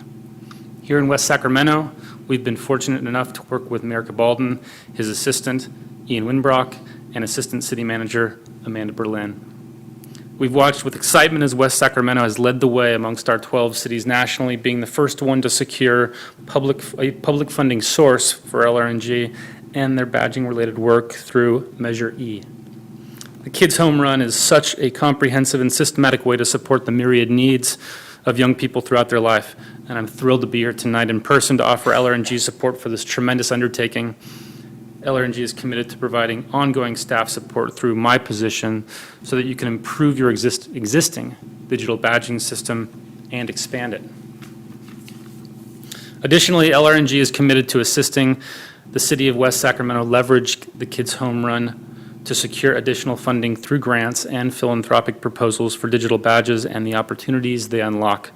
LRNG is excited to continue to learn from West Sacramento in the months and years to come and raise your profile nationally as you lead through example and expand your cradle-to-career initiatives. I'll also add this personal note to Superintendent Luna. My sister's a 10th grade English teacher at River City High School in your district, and so there's a wonderful personal connection to the city of West Sacramento for me, and so it's a pleasure to be here, and I thank you for your time. All right, thank you. I'm happy to accept any questions. Oh, Councilmember Roscoe. Thank you so much for your presentation, for your comments. My question has to do with digital badging. Do you have any examples of how the digital badging process or your organization might provide opportunities for students that might be at risk for failure, or students who might have English language, or maybe they're English language learners, or come from households where they are required to say work as opposed to go through the traditional pathways in order to achieve academic excellence? Yeah, absolutely. I can speak broadly to the effort by LRNG National and the cities we work in to engage, for example, libraries and the programs that they provide in areas around literacy, all forms of literacy, digital literacy, financial literacy, technological literacy. And those are increasingly libraries with their innovation centers, with maker spaces, are open doors to all citizens of all means and all communities. And so in working with, where I'm from, I live in San Diego, the San Diego Public Library System, we're working across communities and focusing on low-income communities to do exactly as you say, which is to issue badges around forms of literacy, particularly for middle school and high school students, and increasingly to my second point around opportunity youth, so youth ages 16 to 24, out of school, out of work, disconnected youth. Badges are a way at places like libraries where they are in transitioning, whether out of the juvenile justice system or just being out of work or out of school, on-ramps into the education system, or in cases to new professional opportunities. So we see it as a democratizing of the educational process, particularly in ways in which learners today are exploring informal means outside of schools, and in doing so are creating their own opportunities. And often those opportunities lead them back into formal education, and particularly into the workforce. Are there examples of digital badges, for example, for kids that, support their family by taking on a part-time job or perhaps leaving a gang and, reintegrating themselves into regular, normal, or I shouldn't say normal, but mainstream educational institutions from, say, an alternative education school, for example? I can't speak to a specific maybe learner, but I know that there are a broad range of badges, so being issued point to Columbus, Chicago, and in Washington, D.C., those three cities and their badging efforts. Again, they are open to a broad range of youth, ages 13 to 24, and so we're in our beta phase still, and so I think opening opportunities to as many youth as possible, engaging as many stakeholders, as many institutions as possible. We're putting a priority on engaging those youth that can be the most difficult to access. That's great. Thank you. Thank you. All right, welcome aboard. And the badges are, there are communities' responsibility to build. I know LRNG has been working with, some major national employers and some major national nonprofits, but a large part of that badging ecosystem is the library here developing a set of experiences and playlists and badges, or Friends of the Library doing the same thing, or the Historical Society putting together an excavation program for youth that results in a badge. And so it's really about creating the platform, the technology, and for those badges to be created, shared, owned by kids, and lead to other opportunities.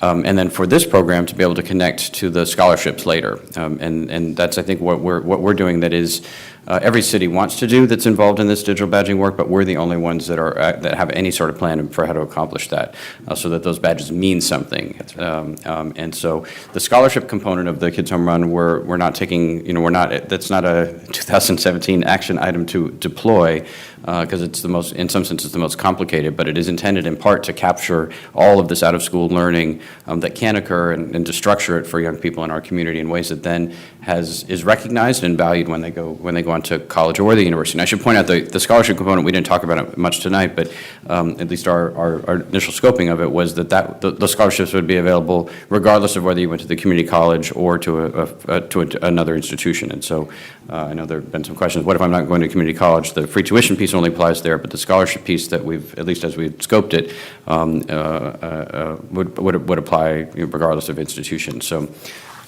more to come on that one later. So, all right, thanks, James. Thank you. All right, any other questions for staff or the partnership team? We have one request for public comment on that. That's by Maria Grijalva. Good evening. For a moment there, I thought we were in a school board meeting. Let me tell you what my concern is about this program that you're proposing, or that you've already actually started. And that is that a city really is not in charge of administering school or education. The city administers cities, and school districts administer preschools and college programs. And I'm like, why are you so enthusiastic about education? And so what a lot of the public does not know is that you're the head of several nonprofits that are education lobbyists at the Capitol, and neither does a lot of public know that you are the chair of the Future Ready, and that somewhere money's involved, and that somewhere there might be a conflict of interest. I don't know. I'm not going to be doing that homework myself. But everybody knows that a college tuition for anybody with a low income can go to City College for free. You can get a fee waiver. And so I don't think it's necessary. If you create such a program, you're going to be creating a job when there's a school district that's already performing a similar job. So that's duplicacy right there. I don't see where this is, I mean, you know where Anthony Silva is, right? Okay? I mean, do you know, are you aware of yourself?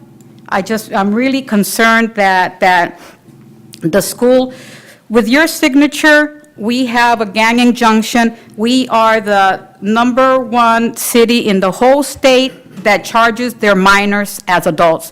We have 13-year-old, 14-year-old, 15-year-olds being charged as adults because of your signature. We just went to 3rd District, to the Court of Appeals, and heard oral arguments over this. If you're that into education, why aren't you focusing on these kids? You know, why, this program is not for low income. Did you know that 30 or 40% of the school kids at Westfield Elementary are homeless? And we actually had to bring in a washer and a dryer for them because they were wearing the same clothes all week. It was really terrible to watch. And so, anyway, I've got 13 seconds left, and I don't know if you're conscientious, if you're conscious of what you're doing, but I think there is a conflict of interest here somewhere. I don't know exactly, but this is not right. Thank you. All right, thank you. All right, that's the only public comment we have on the item. Since there wasn't a single factual thing said during that entire presentation, I'm not going to respond to it, simply to point out that the Future Ready, the organization that was referenced, is a nonprofit program of the West Sacramento Community Foundation. It's controlled by the West Sacramento Community Foundation. It has a advisory steering committee, which I chair along with the former president of the West Sacramento Chamber of Commerce, Chris Yaros from Broderick Roadhouse, Brian Miller who was a kid on the Economic Development Commission with the Foundation for Community Colleges.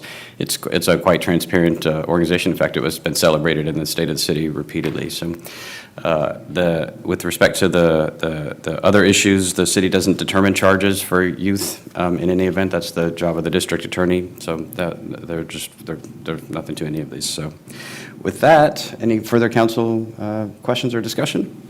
Mayor Pro Tem Johannesson. Yeah, I just like to augment that. I think, the city does have an interest in not necessarily providing basic education to kids, but it has an interest in creating jobs, creating opportunities for jobs, and also just the daycare aspect of universal preschool to allow folks to work.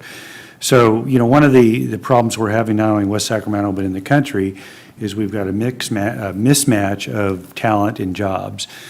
We also have the fact of people growing up in West Sacramento, moving out and not coming back because they don't really have the jobs here. So this is really tied to economic development, how you educate folks to bring those jobs back here, how you get them more embedded in the community. So, we're not providing K through 12 or college education or anything like that. It's more supportive services in terms of economic development, job creation.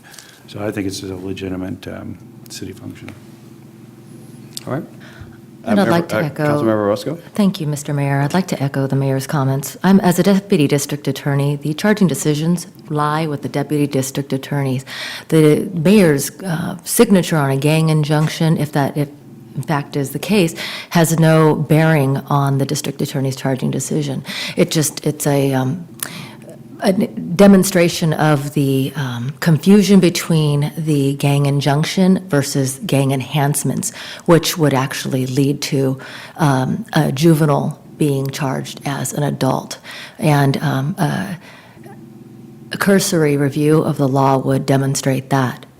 As a child who was born to a mother who was 16 years old and single parent, I identify very greatly with children who have fallen through the cracks, and I think that we absolutely have to create educational opportunities for every child in our community, and I don't believe anyone in this room could say that that is a bad idea. So I commend these efforts to bring our community together, to have partners in this discussion, to make sure that every young child gets the opportunity to have high-quality preschool education, that every high schooler gets the opportunity to have a real-life experience at a business and have an internship.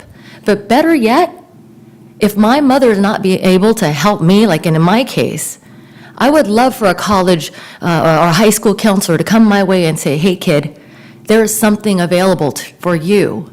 You too can succeed, because those were ideas that I didn't have.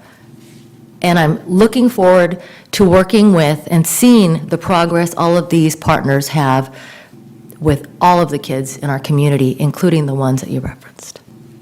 All right, well, I'm excited about it. The voters of the community and the council have firmly and finally decided that we are proceeding with the program. So this tonight is only about implementation, the implementation strategy.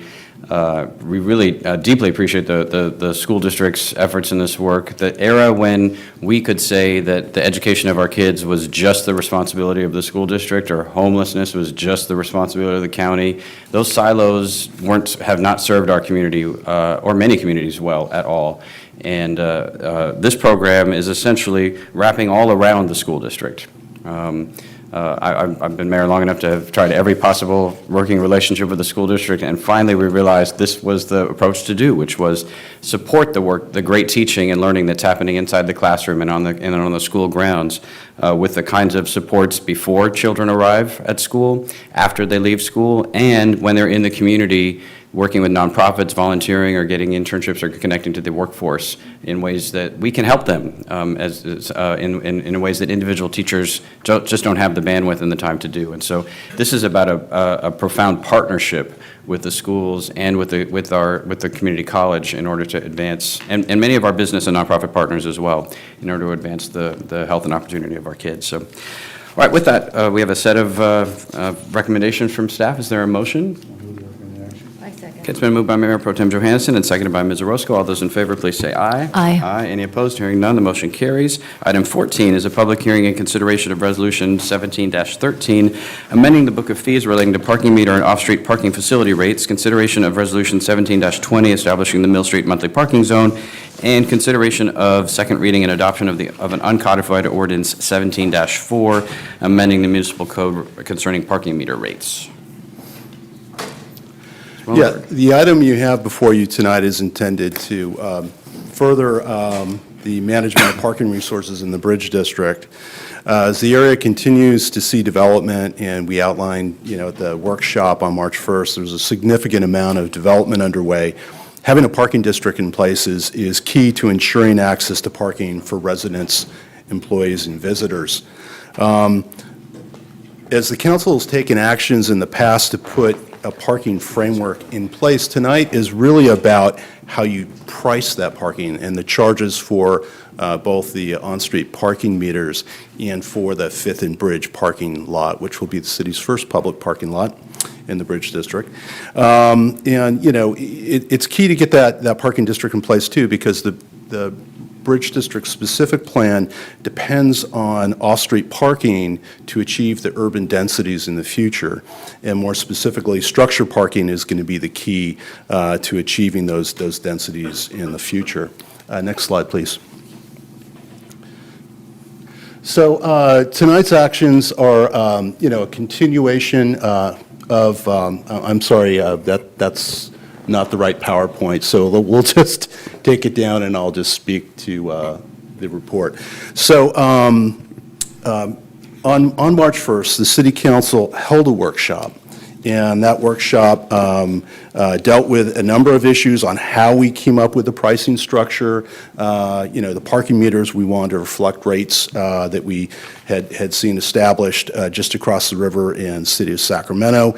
We talked about how we arrived at the recommended monthly parking rate for the Fifth and Bridge Lock, and the council took a number of actions. And so they conducted the first reading of Ordinance 17-4. There were 3 options to that ordinance, and I'll get into that in a minute.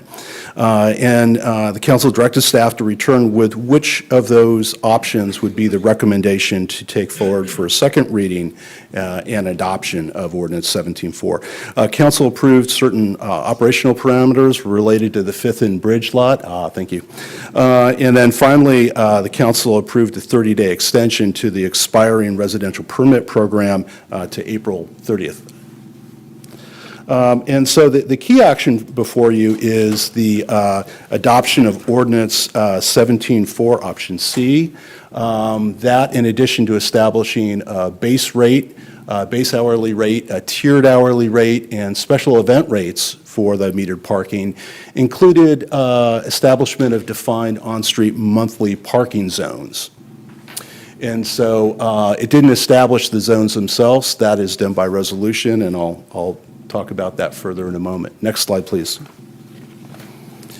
A key to being able to charge for parking is getting it into these charges into the city's book of fees. So we do that by resolution, and so we're asking that you conduct a public hearing on Resolution 1713, and then you consider adopting it so that we get those rates where they're incorporated into all the other fees and charges that the city has on the books. And then in addition to the parking meter rates, we're recommending a charge for the Fifth and Bridge parking lot of $60 a month as the initial monthly charge. Next slide, please. And then finally, what the ordinance 17.4 says is that in order to establish these monthly parking zones, it needs to be done by resolution. And so the first parking zone we identified was the Mill Street parking zone. And in your agenda report, there's a kind of a graphic that shows you where that is. But the provisions about the use of that parking zone are that right now it would be limited to the Habitat Southeast apartment building. That's the one the furthest away from the Fifth and Bridge parking lot. And that prior to the issuance of a permit to use that on-street parking, the city manager or designee would first determine that the resident has purchased a monthly parking permit in the Fifth and Bridge parking lot. That allows them to either park in the parking lot or on-street should a space be available. And then we would also want a determination that the resident is unable to obtain any on-site parking space in the Habitat Southeast apartment parking, which is a podium under the building. And that we also want to determine that the owner of the Habitat apartments has certified that there are no on-site spaces available and that all these sites have been utilized by other residents. So we want those conditions kind of placed on that parking zone. Again, all this is kind of ties back to the zoning code section that relates to on-site parking reduction. And in essence, those three actions, when the ordinance and the two resolutions are what we're asking you to do tonight, we know that there are a number of questions you may have about our response to some of the community's input at the workshop. That's in your report. I'm not going to get into that, but both Chris Doherty and myself are here to answer the questions you have about that. Great. Are there questions from members of the council? Mayor Pro Tem Johannesson? Is that the complete the presentation, or why'd you leave? Don't run away, Paul. It's not. The questions aren't going to be that bad. Yeah. Mayor Pro Tem Johannesson? Yeah, thanks. Yeah, I just wanted to get into on the rate. It looks like the lowest rate, which would cover just operation and maintenance, is $23 a month, and so that wouldn't cover any of the hard costs, the capital costs. So, and that's assuming a 15-year amortization, and it's a 15-year life. Is that 15-year life? Is that firm, or is it normal? I mean, is 20 years? Can these things last 20 years or 25 years? We're told that that's the useful life of the improvements in the lot. Obviously, we're going to be maintaining it as much as possible, and part of the $23 includes the cost of maintaining the lot. That's part of the O&M. But the amortization can certainly be longer. There's nothing that says it has to be 15 years. But we want the council to understand that we're trying to tie the amortization of those improvements to something, and life cycle cost is a good measure for us. All right. So why 15 years versus 20 years or 25 years? Well, I'm not an expert on parking lot design or construction, but my understanding is that over time, the nature of the improvements are that, the parking lot's going to be broken down by use, by heavy usage.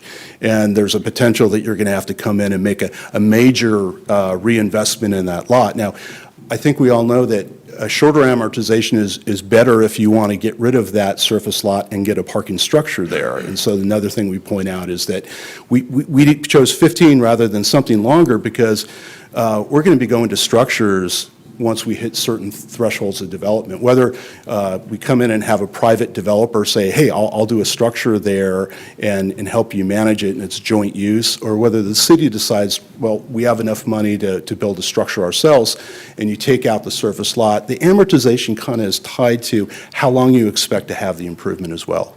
Right, and what was the cost of the lot again? It was about $1.95 million. So 1.9 million, so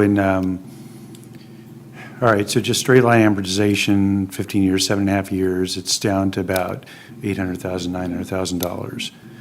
And so at that point, if it converts over, you'd have about that much you'd have to put into a structured lot to pay off the unamortized costs. Is that about how it works?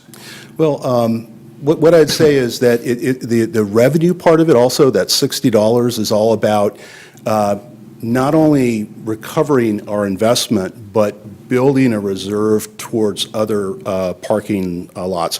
The specific plan has public lots or joint use lots scattered throughout the Bridge District. And so we're already thinking about the next lot. And so generating revenue off the lot and the meters is a way to accrue funds towards the next parking improvement. It's all about reinvesting in the district. Yeah, no, I think just, on the timing of this, obviously, that was, the cost is a big issue to a lot of the folks in that jurisdiction or in the district. But, in 2021, we're going to have a streetcar in there, hopefully. And that'll be a game changer, not only in terms of the need to have a car in that area, but also property values and also parking values, I think, will go up fairly steeply at that point because people have a real viable option to get in and out of the district.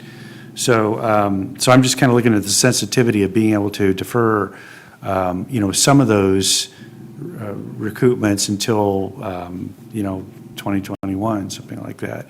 Not totally, zeroed out between now and then, but that's kind of I'm looking at that as a point when, yes, it definitely is going to be going up because we have a streetcar there, and you're going to, in another 5 years, you can have a lot more residential units in there.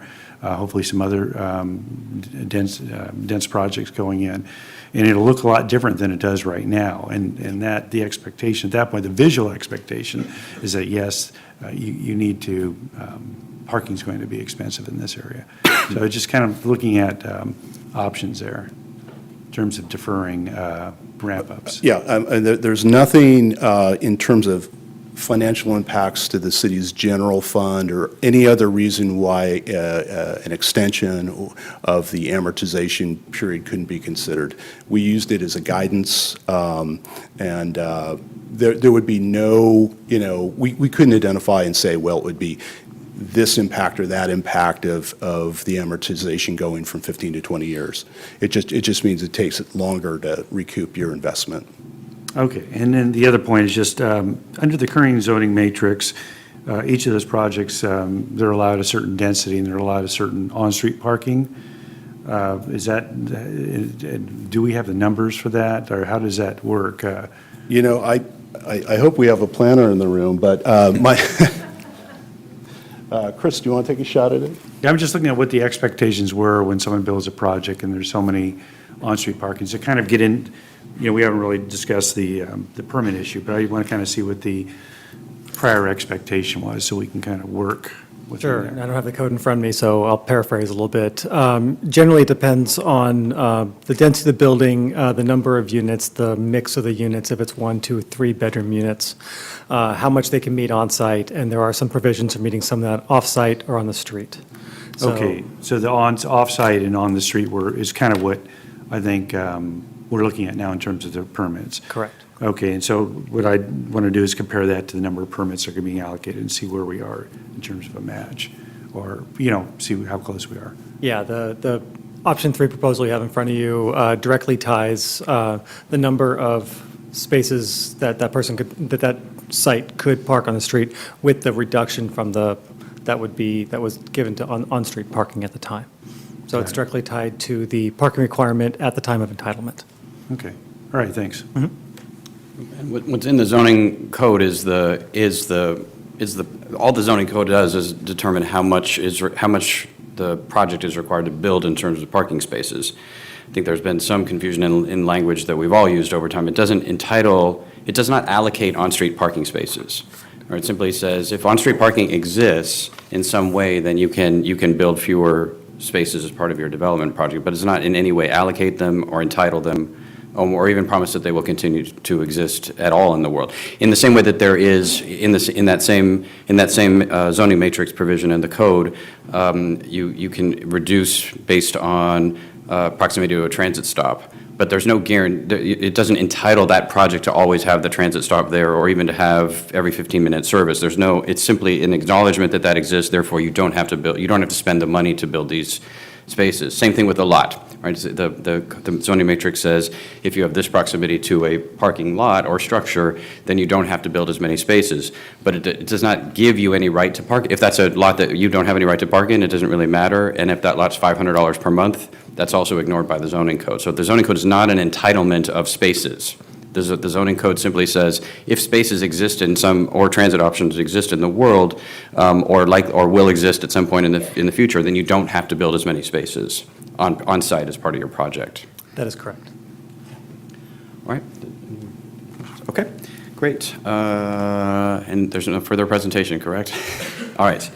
Then we do have a couple of requests to speak on this one. The first is by our partner in the district, and that's Mark Friedman.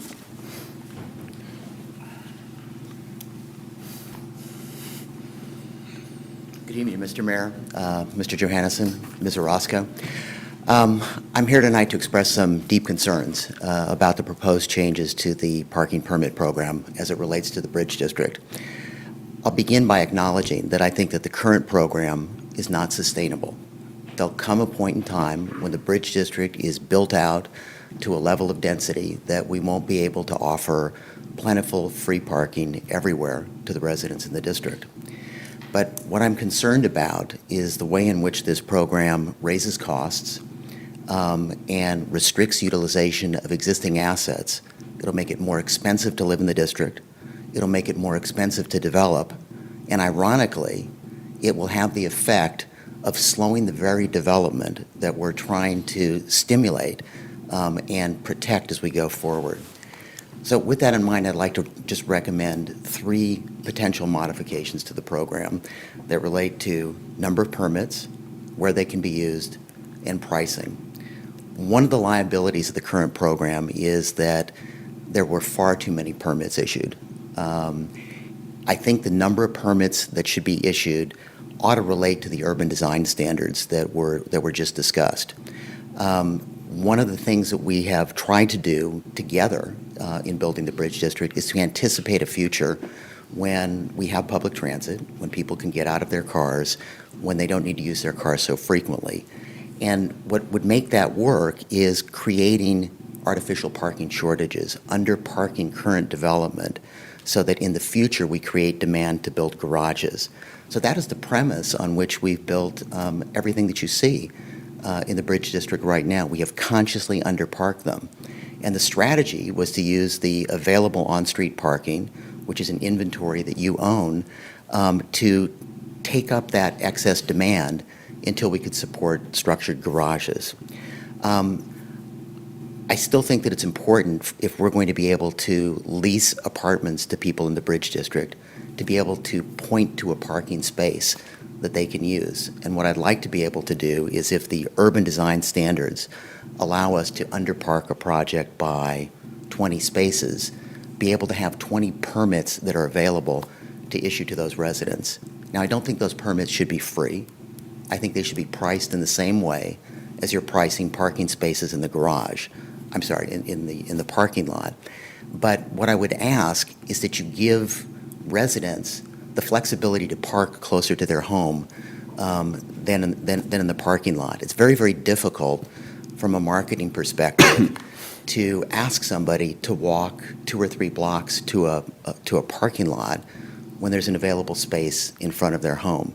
So my recommendation would be to allow residents, my apologies, may I have your indulgence as your partner in the project and largest investor in the Bridge District, to complete my comments?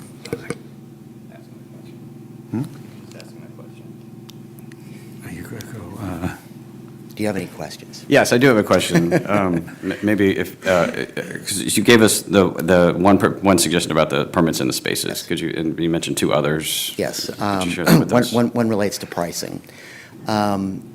We currently have a system where parking is essentially free, $10 annually, and the current suggestion goes to $720 annually. That is an enormous increase for the residents in our district, many of whom are on fixed incomes, who live in affordable housing. It constitutes, on even our market rate apartments, anywhere from a 5 to 10% monthly increase in living cost in the district.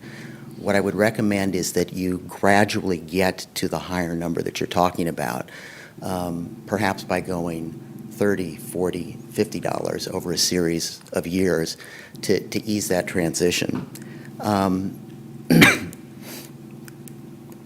I've already addressed the number of permits and the pricing and the locations. And, you know, I would finally like to conclude by saying the way in which we develop projects is we really figure out how much parking we can put in the buildings, and then build to that desire, build a number of units that are permitted by code.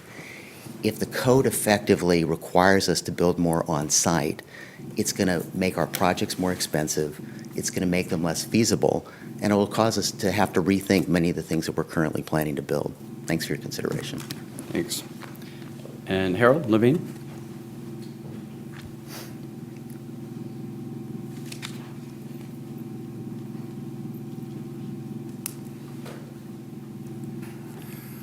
Good evening, Mr. Mayor, council members. Thank you for giving me a moment to speak.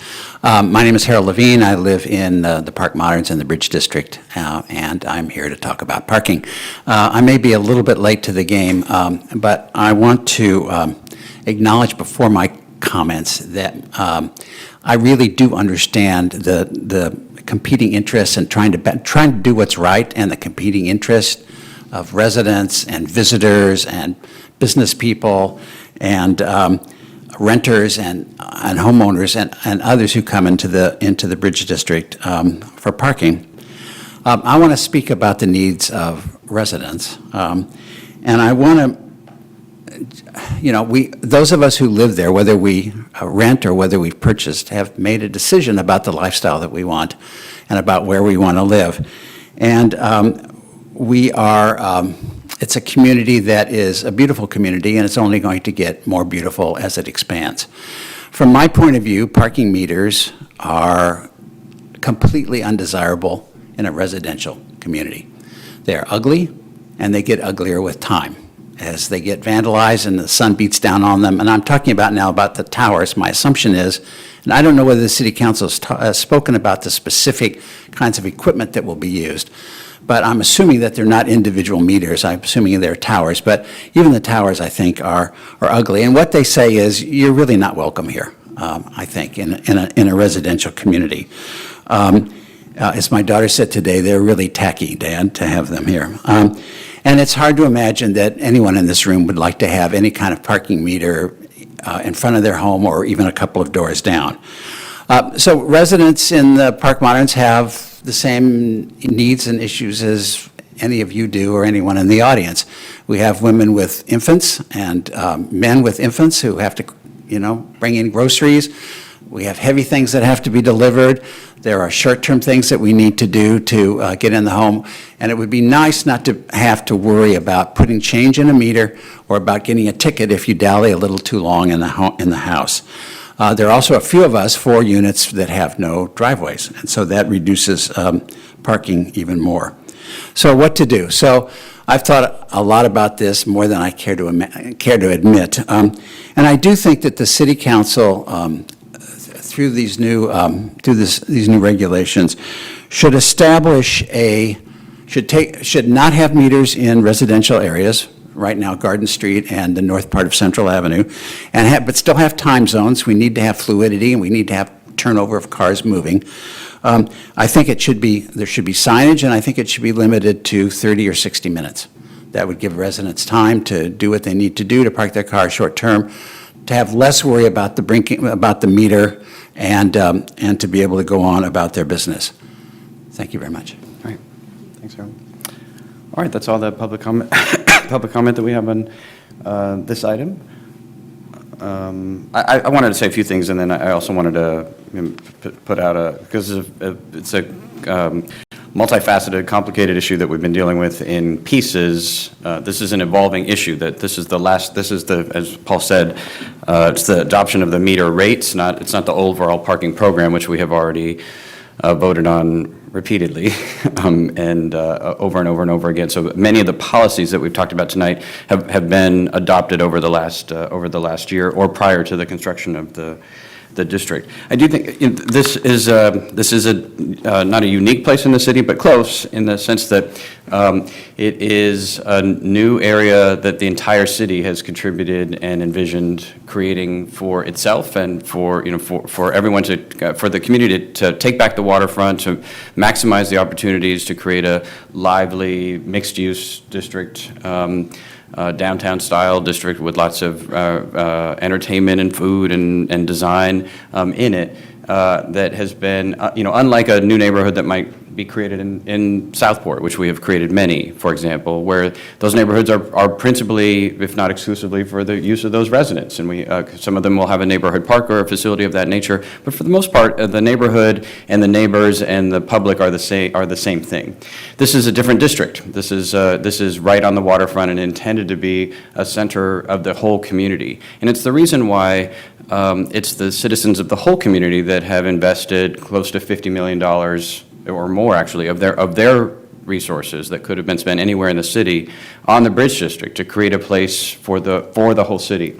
And so it's not a quiet existing residential neighborhood that's being disrupted by some external force, which is why we created residential permit parking in the first place. The one place that caused permit parking to be created in the city was when the high school was relocated, and there was an existing residential neighborhood that had been here since the 50s. And the neighbors there said, I moved here expecting that this was a residential neighborhood because it always had been, and that's what the zoning is, and now the school is here, and I can't park. That's why the city created the residential permit parking ordinance in the first place, was to protect neighbors whose neighborhoods were being changed unbeknownst to them, essentially, after they had already made their life choice to be there. That's different from the riverfront zones of the city, where these neighborhoods have been created from the beginning, and from all the marketing, and from the zoning, from the general plan, from all the information that's been provided to folks moving. And this is a mixed use. Not a residential area, but a mixed-use area in which the whole community will be enjoying and getting access to the waterfront and to its amenities, and that's why the investment has occurred. Garden Park is a good example of that. It's a public investment in a city park, as opposed to an HOA-funded neighborhood park that you might see in the rivers or elsewhere in the community. And the public has the absolute unfettered right to be able to use those facilities, the public from throughout the city. And it is our obligation to make sure that they have the ability to get to that park and to be able to enjoy what is a great amenity right off the waterfront. So this. The issues that we're trying to balance are community-wide, and when we talk about the interests of the residents, it is the residents of the whole city, and not just the residents around the park itself or in the apartment buildings around it that whose interests are at stake here, and we're trying to protect the interests of everyone in the current district and the amenities that exist today, but also to maximize the likelihood that the district that we promised to the community and to the new residents there will actually emerge. And as we heard earlier during item 1A, already in the Washington district, the same issues because of really just three establishments, Burgers and Brew, Bean and Barrel, and Devil May Care Ice Cream. Those three alone have consumed all of the parking in that Washington district, and we have worked with them to try to open up a few more spaces, but to take spaces essentially off the rolls by converting them to private permit parking would have made it impossible for Burgers and Brew and Bean and Barrel or Devil May Care to even contemplate opening or getting a bank loan or entering that district in the first place. And they don't give you we don't get 5 years notice. We don't get, they don't tell us we're in, 3 years from now I'm planning on getting a bank loan and opening up a restaurant. It happens, and we have to have the parking inventory in place available for public use at the moment that some crazy person decides to put their life savings on the line or go to the bank and get a loan, and the loan officer wants to know where are the patrons going to park. So these are some of the broader issues that why we've been spending time on this issue, and why folks have said, well, why can't there just be, unlimited free parking? The parking is there. Why can't we just use it? And the psychology of this just changes so fast. Even folks who, when they moved into the Bridge District, said, I get it. I want these restaurants. I want bars. I want galleries. I want these things.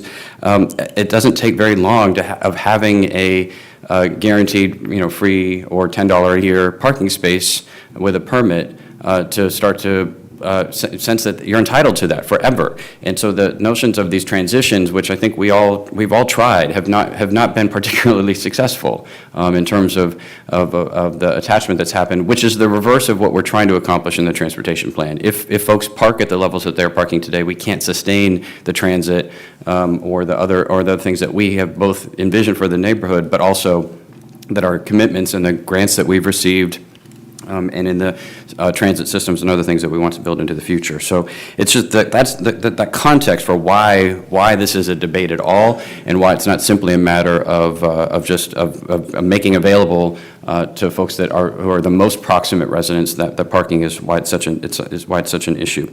And one last thing on that one on that question, because it relates to the pricing issues, is as we were talking about earlier with the zoning code, the city simply determines what the parking requirements are for private development.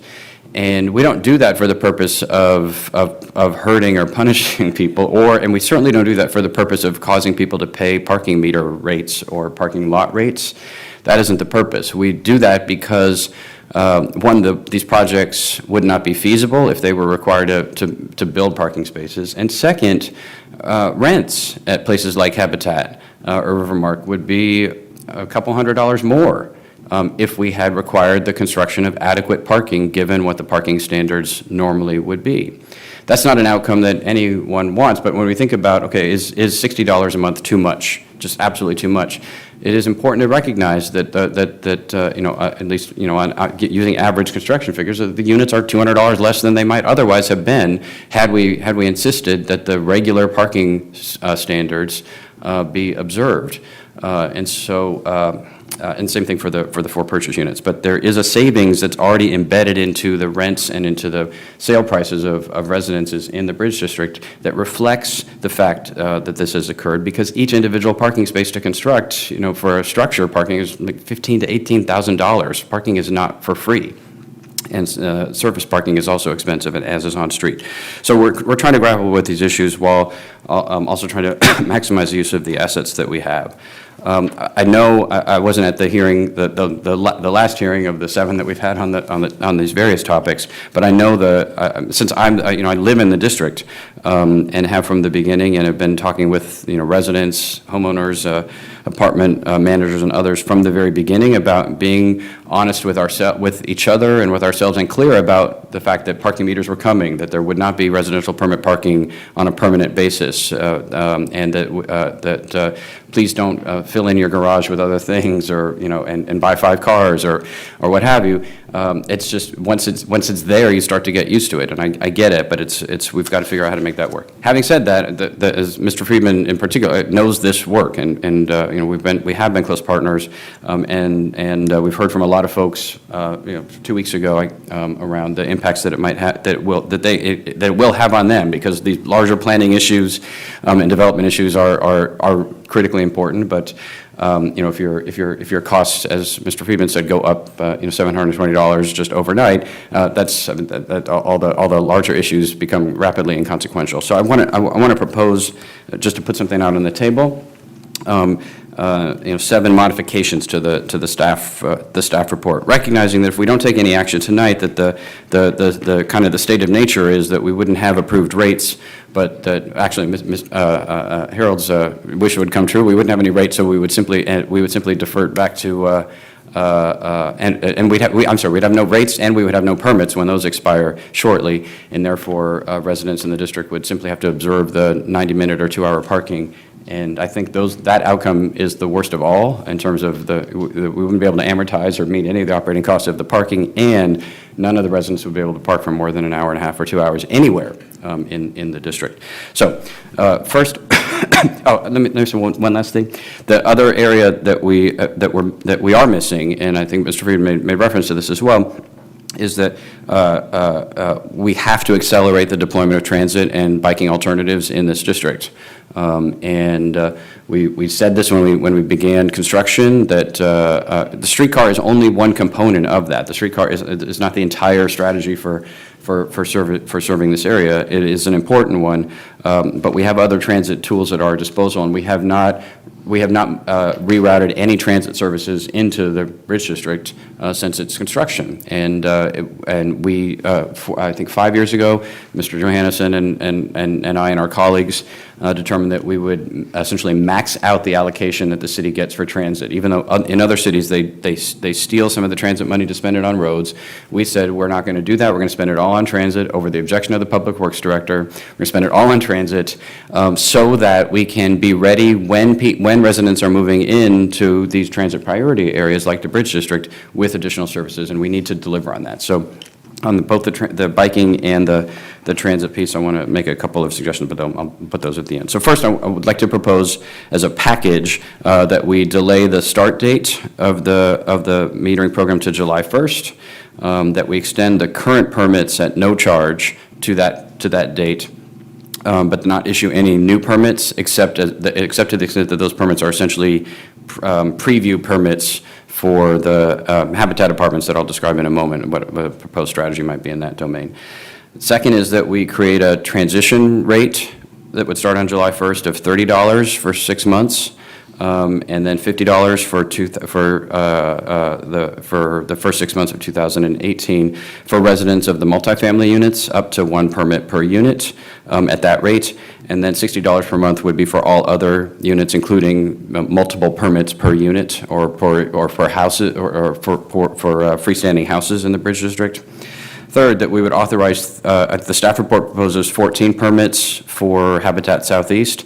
I would propose instead that we authorize 30 permits for Habitat as a whole, and rather than have the allocation method that is described in the per-person allocation method that's described in the staff report, instead allocate them to the property owner for distribution appropriately, with the intention that they're for serving residents who are unable to secure an on-site parking space for their unit, but that would be managed and prioritized by the property owner as opposed to the city. That those permits would expire at the end of this calendar year, and then 24 of them would be renewable for the following year. I'm sorry, so there'd be $40, and then in this current year, and then $60 in the following year. If we have had the operation at the barn underway, and we're able to test the proposition of is there sufficient parking for both for Drake's and for the barn, and for public use of the garden park and Riverwalk. If we're determining that it's not become a problem, then we could renew the permits for an additional year. And if projects are coming in at the density levels that we presumed when we issued the reduced parking levels, reduced parking requirements, but transitioning so that by 2019 we wouldn't be issuing private permits for parking on public streets. Fourth, that the language in the book and fees where we say we would be giving entitlements to projects for these permits, that we would simply change that term to provided, not entitled. Fifth, that we would examine ask staff to examine the feasibility of a meter code for residents that they could use to provide extended visitor access of up to 10 hours twice per month at a flat rate of maybe $5. But, well, I would propose $5 so we have something in the book of fees for a flat rate, and authorize the city manager to implement that approach if he determines that it's reasonably feasible. So ask staff to take a look at it, see if it's technically feasible given the technology and the enforcement that we need to do with the city of Sacramento. Make sure that it actually works and that it's not an overwhelming administrative burden. But if it does, to use a special code in the app-based or online-based meter system or tower system. To provide at least for a couple of options for visitors, with an expectation that most visitors would be expected to either use the meters or the lots. If you're talking about somebody coming over to visit or for a couple hours or what have you, but if you have somebody visiting for overnight a couple of times a month, that you have this one flat rate. Number 6, that we'd ask staff to work with the transit district, Yolo County Transit District, to accelerate transit shuttle service in the entertainment zone, which includes the Bridge District and Washington Square, with priority for those areas where the zoning administrator has approved parking requirement reductions, and then report back to the council with the plan of action by July 1st, since that would be the trigger date for the new system. And then finally, to authorize the city manager to negotiate a bike share agreement for deployment that would get us out in the field by July 1st with bike share, potentially to complement the regional system, so long as it doesn't require any city funding commitments or capital. So I know that's a set of proposals that will make no one precisely satisfied, but in terms of trying to balance the set of issues, provide some additional flexibility and be particularly responsive, if not in total, but at least to the sets. I didn't mention streets. So because the staff report describes the Mill Street area, I would propose that for the 30 habitat permits that it would be Mill Street plus the southern branch of Central. As well, in addition to the lot, of course, but Mill Street and the southern branch of Central to add because the number would be going from 14 to 30 to add an additional segment of capacity to cover it as well. So, Councilmember Roscoe. Thank you. Thank you, Mayor Cabaldon, for this package. In our last meeting, we heard extensive comments from members of the community, and one of the concerns that I had heard had to do with one of the concerns I might have had if I were a resident of the Bridge District, which included the public safety element. And I was happy to see that in the report, there were CPTED, well, rather, crime prevention through environmental design measures, including two-stage lighting, the lack of physical barriers that would dissuade folks who are there for wrongdoing from hiding and provide visibility for those who are navigating the lot. In addition, parking enforcement staff and security, as well as supervision from the West Sac Police Department. In addition, a security camera in the lot. So I was happy to see that those were included in the report and addressed. So thank you very much for that. And Mayor Cabaldon, I appreciate your comments with respect to the 7 amendments to the plan. I think that they address a lot of the concerns that have been voiced to our council, including the significant financial burden. Many folks feel that they're unable to absorb an additional $60, and I can identify with that. So I appreciate the tiered proposal. I think that although it's not going to be perfect, not perfect for the city, not perfect for the residents, but a compromise is great, at least to see that we're listening to our residents and we're trying to do what we can to address their needs. In addition, expanding options for closer parking. One of our citizens came to our last meeting and talked about having a small child. We had 2 who came in and they were pregnant and going to have children. And I know firsthand how it feels to have a toddler on one hand and a car seat that I'm lugging around on the other. And so parking a block away and having no options during that time would have just seemed impossible. So I do appreciate that expansion. This is a compromise, obviously, between the city and our residents, and there are going to be folks who are going to walk away from this meeting saying, well, maybe it's not ideal, but I'm hopeful that, this step forward in promoting both the city's interests as well as the residents' interests is a good middle ground. Mayor Pro Tem Johannesson. Yeah, thank you. Yeah, maybe if I could get Chris or Paul. So just going through the 7 points that the mayor brought up, I just wanted to kind of get some clarity. So what are the total number of underparked spaces now in the district? The total number of spaces in the district? Yeah. There's 338, there's capacity for 338 vehicles in the Bridge District. But in terms of the projects? Let me take a shot at it. So in terms of the on-site parking reductions, 72. So 72, so this would essentially go from 72 to 30. So they're still, right. Well, the way I look at it, we're going from 14 to 30.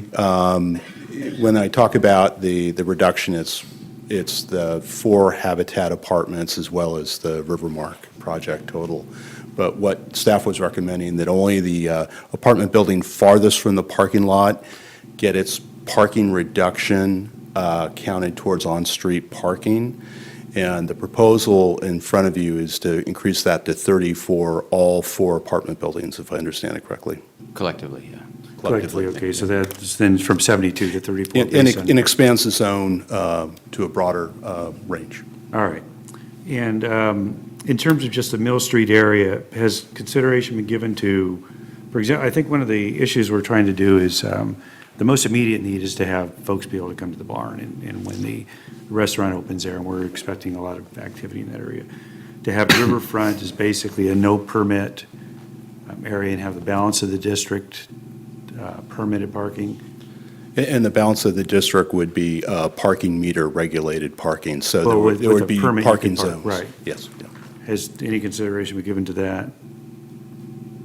Rather than just having, I know Mill Street, because I think one of the problems is that, that's a distance between where the parking lot's going to be in some of these units. And yes, we'll have security there, yes, we'll have lights there, but I'm concerned that we don't really have eyes on the street yet, because we don't have the activity there. We will very quickly, I think, but we don't have it right now. I'm just concerned that there's going to be, even closer than the Habitat South, I think it's going to be quite a walk in the dark with really nobody there except for the folks walking. And those are the comments we heard 2 weeks ago.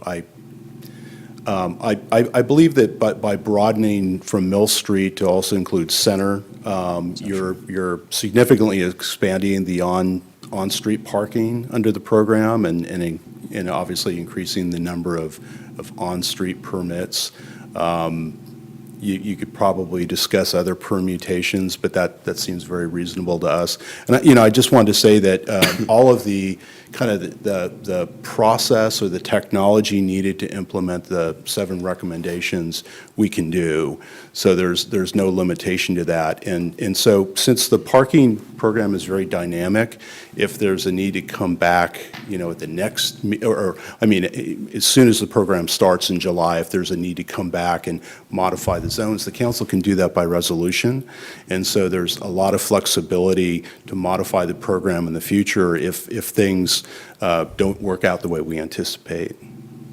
Yeah, I think that's great, because I think we're just gonna have to kind of roll into this because it's harsh, to just throw this out. I know there's been a lot of expectations. It's built in our plan, and it's what we're going to be doing in that district. But this is kind of where it comes out of people's pockets, and it's a big hit. And I'd like to find a way to.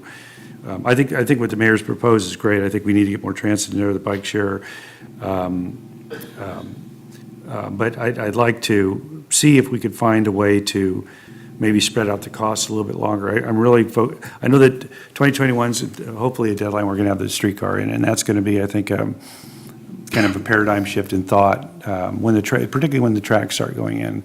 We saw that example in Portland when the tracks went in and development went up at the same time. So that's 3 or 4 years out, and if there's some way we could spread out, lessen the pain for the next 2 or 3 years rather than the next 18 months. I'd like to try and find a way to do that. I don't know what we're going to be, how much we're going to be able to help the folks in the affordable housing project, but one of the things we want to do is get allow people to, it's part of the reason why we have affordable housing in that district is so people can be in the district and hopefully jobs will be there and it'll be close to transit. And, I'm not sure how, $60 obviously is going to be, it's a lot of money. I mean, that's, groceries for, I don't know, one person a week or more. So it's a lot of money.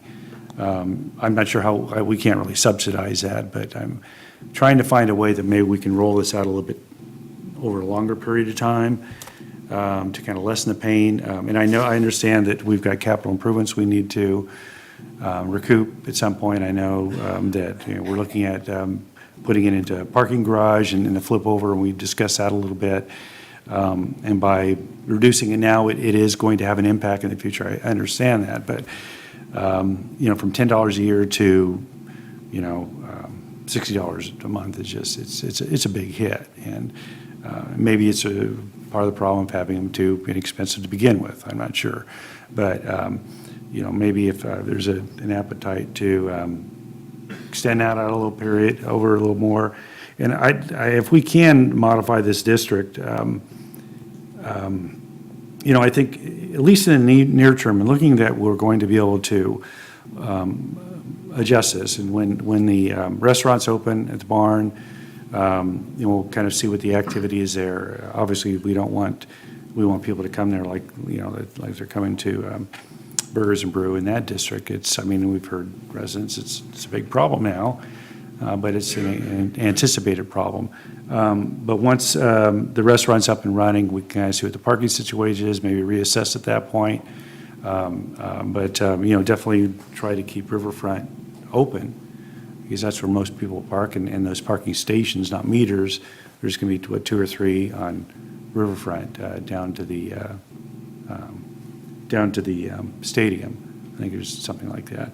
So that seems the most likely area, of patrons, no permit parking on that street. So just throwing out some potential ideas here that we might be able to talk about. Paul? Mayor and council, maybe a suggested approach would be to take the 7 measures that were proposed tonight.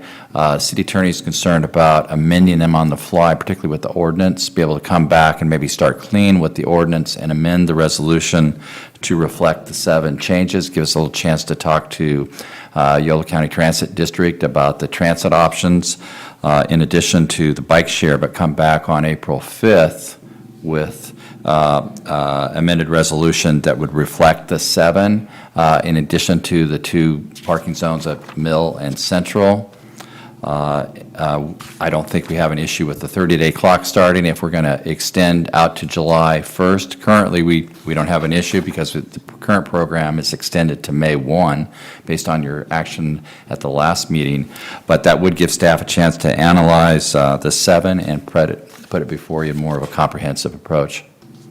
Yeah, and I would want to kind of maybe take a look at spreading out the fee as well, the permit price over 3 years, or, if we did it, I think as one of the speakers mentioned, 30, 40, and 50, that would put the 50 in the year 2020. 2021 is when the streetcars coming in, and we would expect that would be, the tracks would be in at that point. We would expect that would be a big jump, I would imagine, at that point. Because now you have real transit that's going to be in place, and hopefully the Yellow Bus will be in there. We'll have some of the other types of transportation going in there.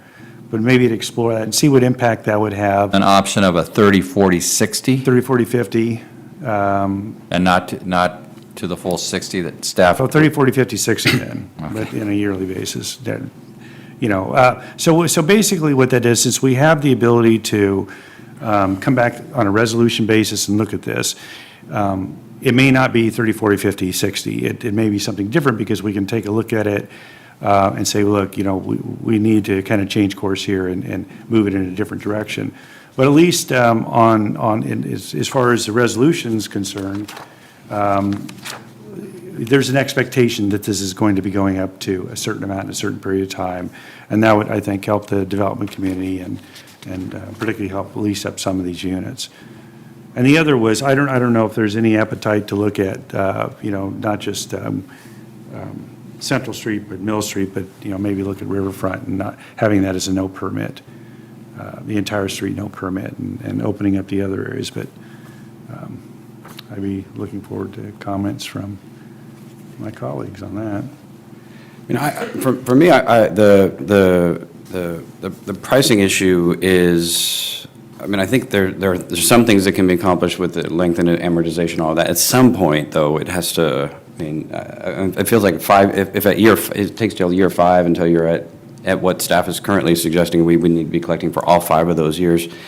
It's why the proposal I put forward is, has tiering, but it relatively quickly gets to the sustainable, the financially sustainable rate, given that the council has previously, moved forward with the lot. I wonder if one alternative way to approach that would be essentially to apply the aggressive tiering only to those.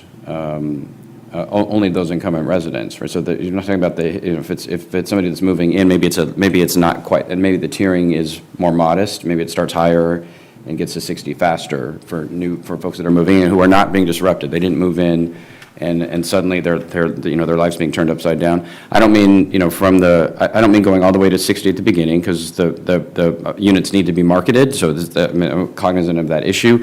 But in terms of having a long-term, heavily subsidized rate that either means you don't get to the structure soon enough, or you end up having to have a general fund contribution.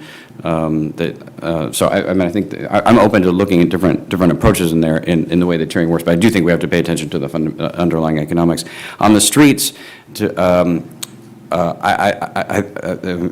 extension to Central, for me, is a big deal. Garden is a religious issue to me, that this is a public park, and it needs to be available and open to the full public, and it is almost always entirely consumed by cars. And so the issue that Mr. Levine raised is a real one around Garden, because those residents, most of whom don't have permits, can never get to their house to be able to unload the groceries or take the baby in or what have you. And so that street in particular is especially problematic, both because of the dynamic of where they are resident facing, but also because it's the best opportunity for the members of the rest of the community to say, yeah, this is my park, and I can be here. It's not a private enclave that's been created on the river. So that circle, I think in particular, it's essential that it not be subject to the long-term permits. Is it so? I mean, I get the rationale for the ordinances. Is it not possible for us to move forward with the resolution or with the direction on some of the bike and transit issues to try to attack the same? I mean, if we have any hope of those solutions being in place by July 1st implementation date, or by May 1st date for when the existing permits expire, we need to get on them. Could you simply take item 1, delaying the start to July 1, and then directing us to work with the transit agencies and the bike share program for April 5th when we bring back the amended ordinance and resolutions? That would be my recommendation. I am concerned with trying to craft, you've got 2 resolutions, one of which addresses the book of fees, the other addresses this new concept of a parking zone. And you've got an ordinance. I'm not 100% certain that what's been outlined and the ordinance track with each other right now. Mm-hmm. And I want to make sure if we're going to do this, we want to roll it out in a way that it is internally consistent. Okay. So I think if you extend the existing permits to July 1, you direct staff based on what if there's a consensus on the council to move forward with the 7 items that you've identified, you can make that a part of a motion to direct staff to bring those back, and as the manager has said, start working immediately with transit on those pieces of it. Okay. So I could be supportive of it if we were doing this and coming back essentially, ministerial is not the right word, but if we're coming back de novo on the other elements, I'm only supportive of the July extension because it's part of a package of this whole thing. If we extend it to July, we're just kicking the can down the road so we can have a massive, controversial debate again. Well, we don't need the July one, we already have May 1. Right. If you want to hold it current at May 1, but we come back with the transit and bike share along with the ordinance and resolutions, we could do that April 5th. You wouldn't have to delay to July 1, you could do that. I need to delay it a little bit because if now you're not adopting the ordinance until April 5th, it won't be effective until May 5th. So the resolution can't go into effect until the ordinance is in effect. We've been picking dates like the end of a month. It could be middle of a month. Right, but we could do the July extension with the rest of the package. Yes. I mean, if we were doing the July extension, if we did the July extension now and we were saying, basically, go do the things that we just said, and if it works out, okay, just put it on consent and we're done, but we're not going to spend yet an hour or two on this again, I'd be comfortable with that. I don't want to, vote to do a 2-month extension or whatever, and still have, and all we do is have yet the same debate again here. That's my only concern. Because I think the clarity and consistency is really important. It's one of the reasons I don't like all that flexibility, because, I know for folks in the district, the parking regime and the rules and the signs have changed like weekly. So you never know from one moment to the next, what are the rules for parking here? And it's, at some point you just want to, okay, just decide, city, and tell us what it is, and we will hate you for a little while, but let's just make a decision. And so I think, getting to that point as quickly as we can would be good. So I'm comfortable either way, but if we're going to do the extension, I think we should extend with the expectation that we're simply coming back to make sure we deal with the tiering issue and the other implementation questions and the tracking with the ordinance. We're coming back essentially to just wrap it up as opposed to start with a comprehensive look at the whole thing again. And the only caveat on that is if, as a result of all this, there are changes to the ordinance that are necessary, it'll be a first reading. Now, you can do a first reading on consent. This is not a public hearing item.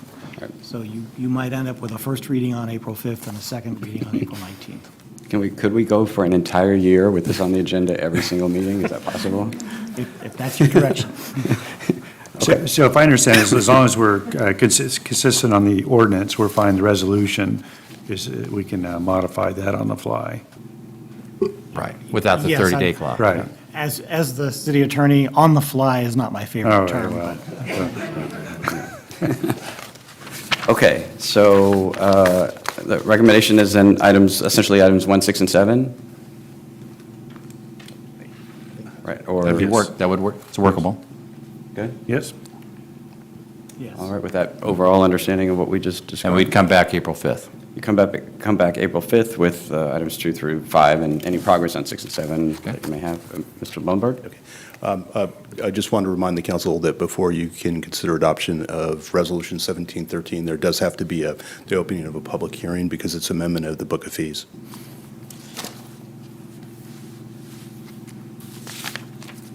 But you mean tonight? Because we are. Oh, we're continuing that item. We're continuing, then that is not necessarily, thank you. All right. So just so I'm clear, Paul, do we need to have the council continue the public hearing on the Book of Fees resolution? Yeah, my understanding is we continue the public hearing, since it was already noticed as a public hearing, we continue it to April 5th. Okay, so the motion would be number 1, number 6, number 7, and to continue the public hearing on Resolution 17-13. All right, I'll make that motion. Okay, it's been moved by Mayor Pro Tem Johannesson and seconded by Councilmember Orozco. Seeing no further debate, all those in favor, please say aye. Aye. Any opposed? Hearing none, that motion carries. Thank you. All right, that brings us to item 15, which is presentation and discussion on the Water Master Plan update and capital improvement projects funded by impact fees.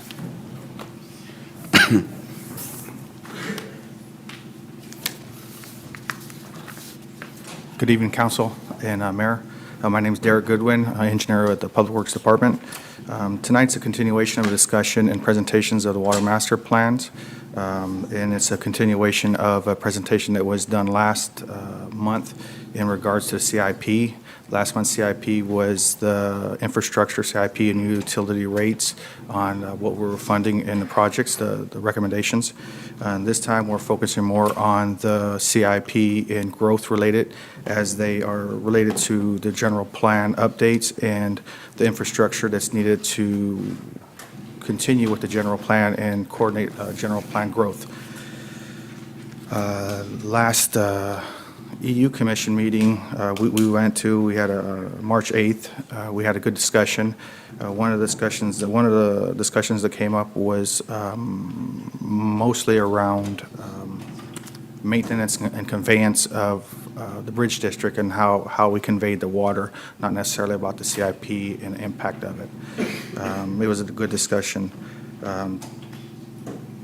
With this presentation, we're going to discuss how we came to the CIPs and the growth in our projects in relationships to the ones we're recommending, which are the Bridge District Transmission Main Project, the PSIP Transmission Main Project, and the Rivers Tank and Pump Station Project in the impact fee portion of it.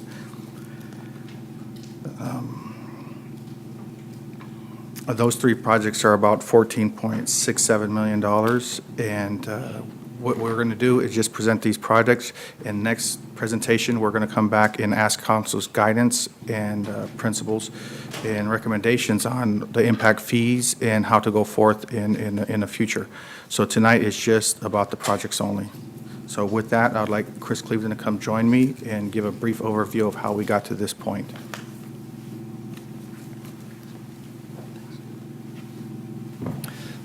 Good evening, Mr. Mayor, council members. Thanks for having me again.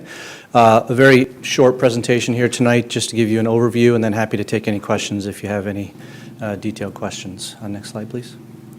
Derek already mentioned we presented kind of the basics of the Water Master Plan to the EU Commission as well as to you previously, and we covered kind of existing operations and maintenance of the water system. Tonight we're going to focus on the second half of that, which is supporting the 2035 general plan for the city. So this is from your general plan. This shows your current land usage by area and zone and land use. We use this to kind of calibrate existing water demands in the city and determine what type of water use characteristics we see in various types of land uses. We then project out into the future potential population growth and geographies of that growth throughout the city. And then we turn that into the impact on the water system, which in general starts with demand. So in this graph, we have time on the x-axis. On the y-axis, we have water demand in millions of gallons per day. The solid lines are historical data. The green line is your average day usage. In other words, if you take an entire year worth of usage divided by 365 days, that's your average day demand. The blue line is your maximum day demand. That's the water use in the highest demand day in the year. Typically, that occurs in July in this area. Oh, sorry, if you can go back just a second. Thank you.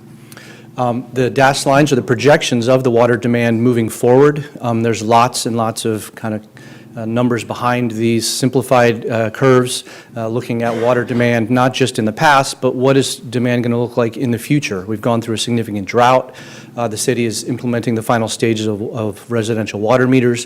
What impacts will those have on demand usage, especially in the residential type usage? We've tried to factor those in moving forward. Thank you. Next. And then we say, okay, where are those demands going to occur in the future? Again, based on general plan zoning moving forward. And how do we get the water to the areas of the city needed over the planning period of 20 years? So in the end, there's a number of projects that have been identified in what we call Phase 1, which is kind of the first 5-year planning period. The Water Master Plan is broken up into 5-year planning periods over those 20 years. The caveat to this type of planning looking forward, of course, is that the city doesn't completely control growth, either locations or timing, and so there are always outside influences on these projects. That's why you want to go back and revisit these plans regularly to update them based on actual trends that you're seeing. So there's a number of projects right now that have been identified in Phase 1 to support future growth trends. Derek mentioned them briefly. There's a T-main on West Capitol that goes out to your existing PSIP tank that will support eventually a second tank that will replace the existing tank that's reaching the end of its useful life and also expand capacity up there. There's the Rivers Tank and Pump Station up in the northeast part of the city. In the Southport areas, we have a Jefferson Boulevard transmission main, a very large main that will go down to the Bridgeway Lakes tank that's already there, as well as support a second tank that will support future growth in Phase 2 of the master plan. And then one that is kind of on the question mark for us, I think, whether it's going to be in Phase 1 or Phase 2, is discussion on a Liberty Project tank and pump station, a little over 2 million gallons of storage in that part of the city. Those are the main projects that have been identified to support the growth. Happy to answer any questions you might have.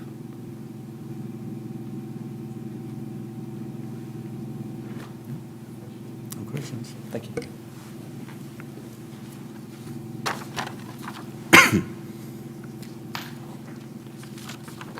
Does that conclude the whole staff presentation then?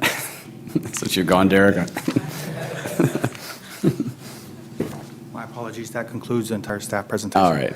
Okay, so are there any questions or discussion on the overall item? No? All right, so this is presentation only. Thank you very much. Then we'll proceed to item 16, which is presentation and discussion on the sewer master plan update and capital improvement projects funded by impact fees. Good evening, Mayor, Council members, and members of the audience. Vin Kay, Senior Civil Engineer with the Public Works Department. Last month, February, we were here to present the, capital improvement program associated with rate study. Likewise, tonight, we'll be covering the CIP associated with, impact fees. We did go to the EU Commission last week and briefly presented on this item. And some of the feedback we heard was concerning the decommissioning of the wastewater treatment plant. I will acknowledge that that is an item that, that we do need to address as we embark on this, on this connection fee study. And staff will return next month to seek council's guidance on, as we get into the study. So with that, I'd like to introduce our consultant from West Yost, John Wells, and I'll be here to, assess with questions if you have any.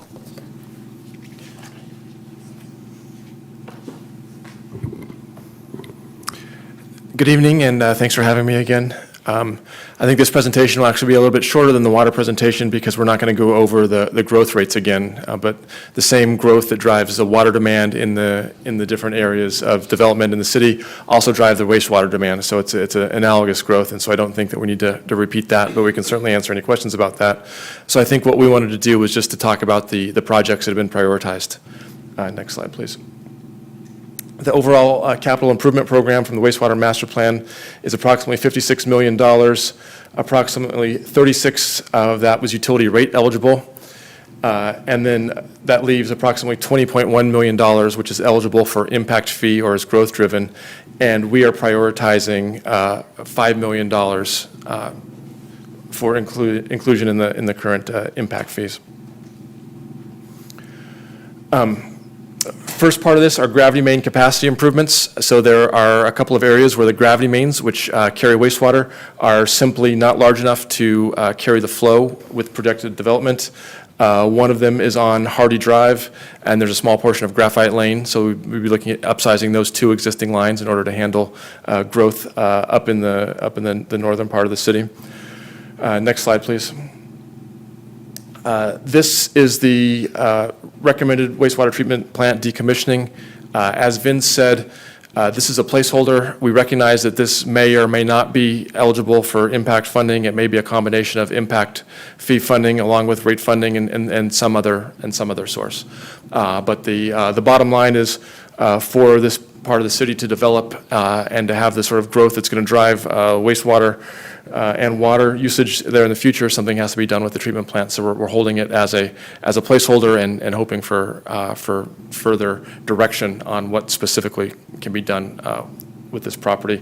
As you know, the plant is not functional. It's been taken offline in order to meet health standards, but the basic infrastructure remains on the site at this time.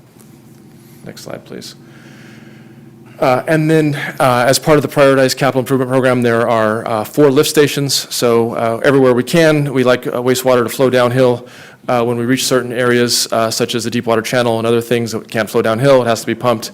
And so there are 4 lift stations that do not have current capacity, or have current capacity but do not have the capacity to handle projected growth. The Bright Pump Station, which will handle growth up in the northern part of the city. Largo Pump Station, which will handle growth that's expected in non-residential uses out in the Southport Industrial Park.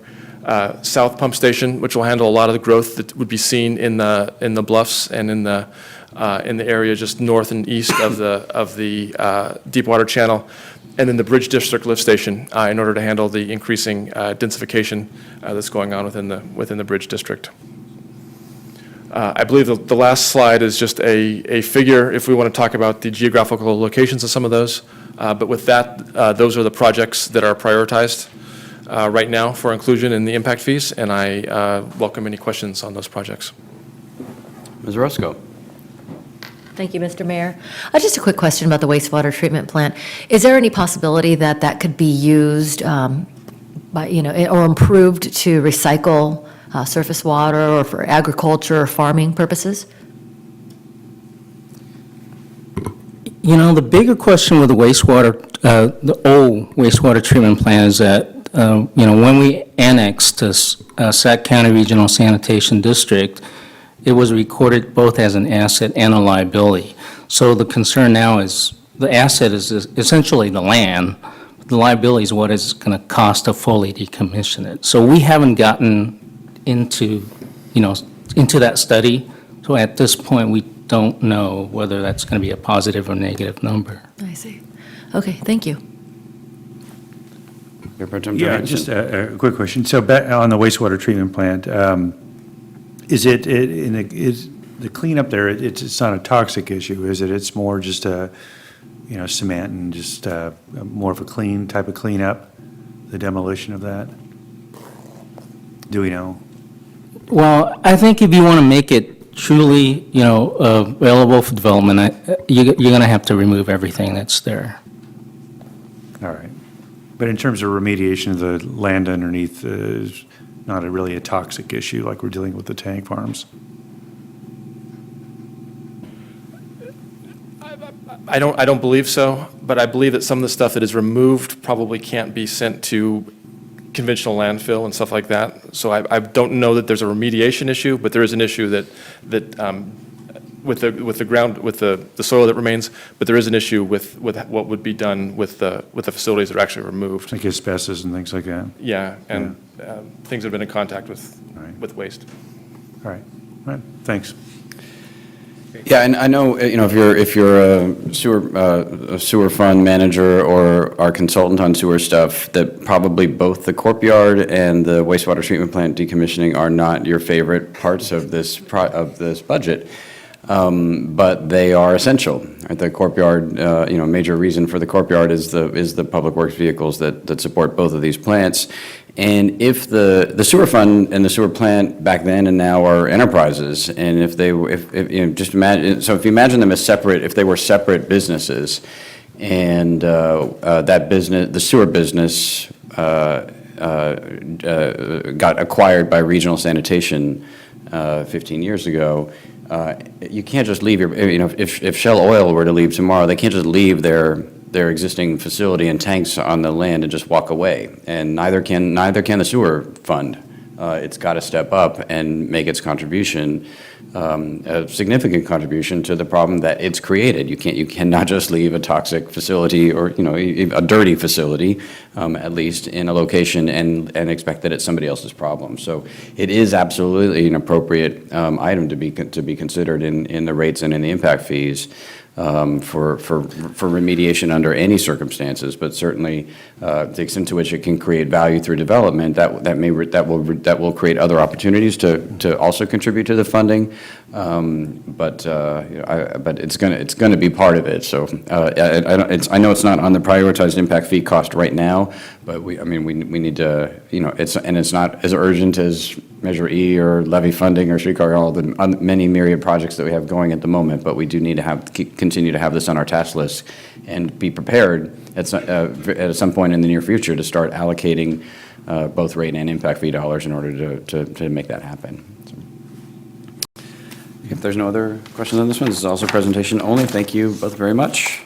That brings us to item 17, which is a request for consideration of possible support positions on Senate Bill 54 and Senate Bill 31 related to state policies on immigration and sharing of information on race, national origin, or ethnicity. Mr. Robinson. Good evening. At its meeting of February 15th, the council directed staff to come back at a future date with a report presenting two bills that are currently under consideration in the state legislature. Senate Bill 54, which was authored by Kevin DeLeon, and Senate Bill 31 by Senator Lara. Both would ban local jurisdictions in California from certain types of cooperation with federal immigration authorities. I'll briefly summarize each bill and give an overview of staff's analysis, then I'll turn it back to the council for your discussion.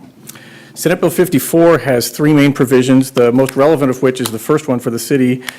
State and local law enforcement would be precluded from engaging in immigration enforcement. Second, state agencies would be required to review their confidentiality practices to make sure that clients were not discouraged from seeking services or engaging with state agencies. And third, state agencies would be required to establish limits or policies limiting immigration enforcement on their premises. Senate Bill 31 is more focused. It simply bars any state or local agency from collecting information related to the religious proclivities of individuals and compiling a registry of those or a registry or database of those for purposes of sharing with the federal government. Both bills are consistent with existing West Sacramento Police Department policy and practice, so no material change in existing practices would be necessary to comply with the bills if they were enacted. Both bills also have substantial support from private organizations, although to staff's knowledge, only one other city has taken a support position on either bill thus far. And some reluctance from local governments to publicly support the bills is understandable because the Trump administration has specifically said that it intends to withdraw federal funds from local jurisdictions that don't cooperate with immigration authorities. As the mayor noted earlier, legal authorities have questioned the feasibility of the federal government following through on that concern, but still there is sort of an unknown but non-zero exposure to jurisdictions that become identified as non-compliant with federal immigration rules. From the standpoint of minimizing this risk, the safest course for local jurisdictions is sort of to not draw attention to themselves as opposing federal immigration policies, but as we noted in the staff report, this council could still definitely conclude that the community value of publicly supporting the community and supporting these bills and the community could outweigh the perceived risk associated with taking a position on the bills. So we've included draft letters with the staff report should the council wish to support this legislation, but we're prepared to implement whatever direction the council chooses to give us. That's the end of my presentation. I'd be happy to try and answer any questions. We also have representatives from the police department and the city attorney can help as well.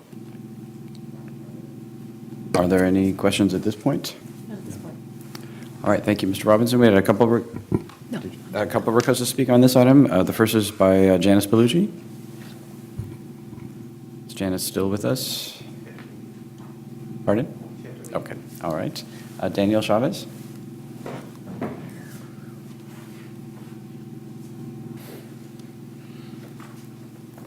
Mayor, City Council members, members of the audience, thank you for this opportunity.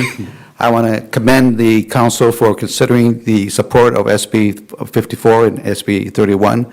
I believe it's critical to show support at this time for our immigrant community and our religious community, and I hope that you strongly consider continue this position of support for both those resolutions, and to state it proudly that West Sacramento is a community of diversity and opportunity. And we began this meeting with a Pledge of Allegiance that included liberty and justice for all. And support of this resolution is embracing those things for the religious and minority community in West Sacramento. Thank you. And Reverend Georgia Prescott.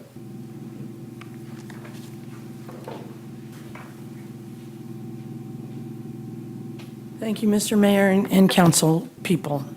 I'm the senior minister at the Center for Spiritual Awareness, and we have a deep concern about what's happening with both the religious community, for our Muslim brothers and sisters, as well as for the immigrant community, some of whom are in our congregation and who have expressed great fear for their families.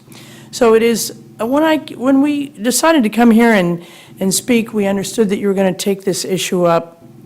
We actually came initially with the idea that we wanted you to support these two bills. And then I read the staff report where it said that $10 million could be taken from the city of West Sacramento. And, you know, you've done a great job in making this a better community, revitalizing it, and so we wouldn't want to see that happen.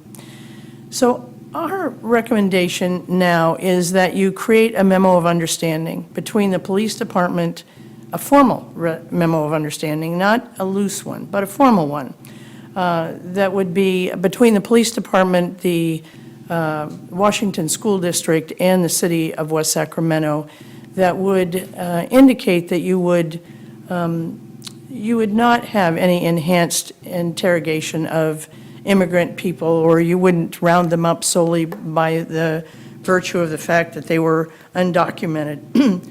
But even if someone was pulled over because they were undocumented for a minor infraction, that the police department would issue them the same ticket or opportunities that any documented person in West Sacramento has. So basically, and that there would be no religious registry of any kind at any time in West Sacramento. So basically, while I would like to say that the council would support these two bills, they're important bills, I also don't want to put this community at peril. So I think, you know, we could meet the desire for protecting residents by having this memo of understanding. So thank you. All right, thank you. All right, those are the only requests we have on this item. Oh, you're right, your card has you. Sorry, Marie Grijalva. Thank you, Mayor, for this opportunity to speak. I want to thank you for even talking about this. This is SB 54. It's really important, and 31. And although Kevin De Leon is really doing a good job, I actually had the privilege of attending ACLU's resistance training, where we're trying to make cities into freedom cities, and there's a model plan that they actually propose for the cities. And of course, Davis is already in the forefront of this, and I would love for us to be in the forefront of this. Right now, we have myself, the leader of the mosque and church, temple, and mosque, and the Muslim mosque, and also the Sikh temple have requested to meet with the chief, and we've not met because we're waiting for city council to give them a direction. I want us to be a sanctuary city. I think it would be the correct thing to do is to become a sanctuary city. I don't think the federal money would be withheld, even though it's threatened. Please consider becoming a freedom city, which is something very similar, I think, to sanctuary city. Thank you very much. All right, thank you. All right, so we return to the council for any further discussion or questions. Did you have anything more? Thank you for the comments from all the speakers. This is a matter that is of utmost concern to members of our community, many of whom live in tremendous fear for their family members, for themselves, and it's something that I think we as a council find it important to address. This week, I received some communications from members of the community, on both sides. And we obviously want to have the opportunity to hear from members of our community, but also to hear of other recommendations, such as the one put forth by Reverend Georgia Prescott. Thank you. My recommendation, Mr. Mayor and fellow city council member, is that we put this over to the next meeting to allow ourselves the opportunity to reflect a little bit more on some of the comments that are coming forth, but also to be respectful to my other council members who are not present tonight, and I'm sure would love to have the ability to hear more about this and to formulate their opinions and express their thoughts about our position. So I would actually make that request to our council tonight and have it put forth on the April 5th meeting. Mayor Pro Tem Johannesson. I would support that. At this point, I would move to continue item number 17 to the April 5th meeting. Okay, I'm going to support it as well. I'm strongly supportive of the action that's before us. I think the whole council is. If we were to adopt it tonight, we would be the second city, I think Mr. Robinson said, in the state to have done so. But we'll probably be the fourth or fifth one if we wait 2 weeks, which is likely not to be dispositive, and I think for the reasons that you mentioned, and also to allow us to take a look at some other options that have emerged since we had this conversation. And so, when the president's executive order on this topic came out, it included a much heavier reliance on the criminal alien program and also on the Section 287G program that exists today, but to which our city is not a participant on either of those programs. If we're coming back on this topic on April 5th, I'd like to include in that item a specific direction that we will not be joining those two programs. It's not some declaration of secession or anything of that nature, but we will continue not to participate in those programs going forward, so that there's clarity around what our practices are going to be, and they're both voluntary programs. They're both discretionary. I think there's only one city in the country that participates in 287G today. But it's clear around what our actual practices and policies and values are.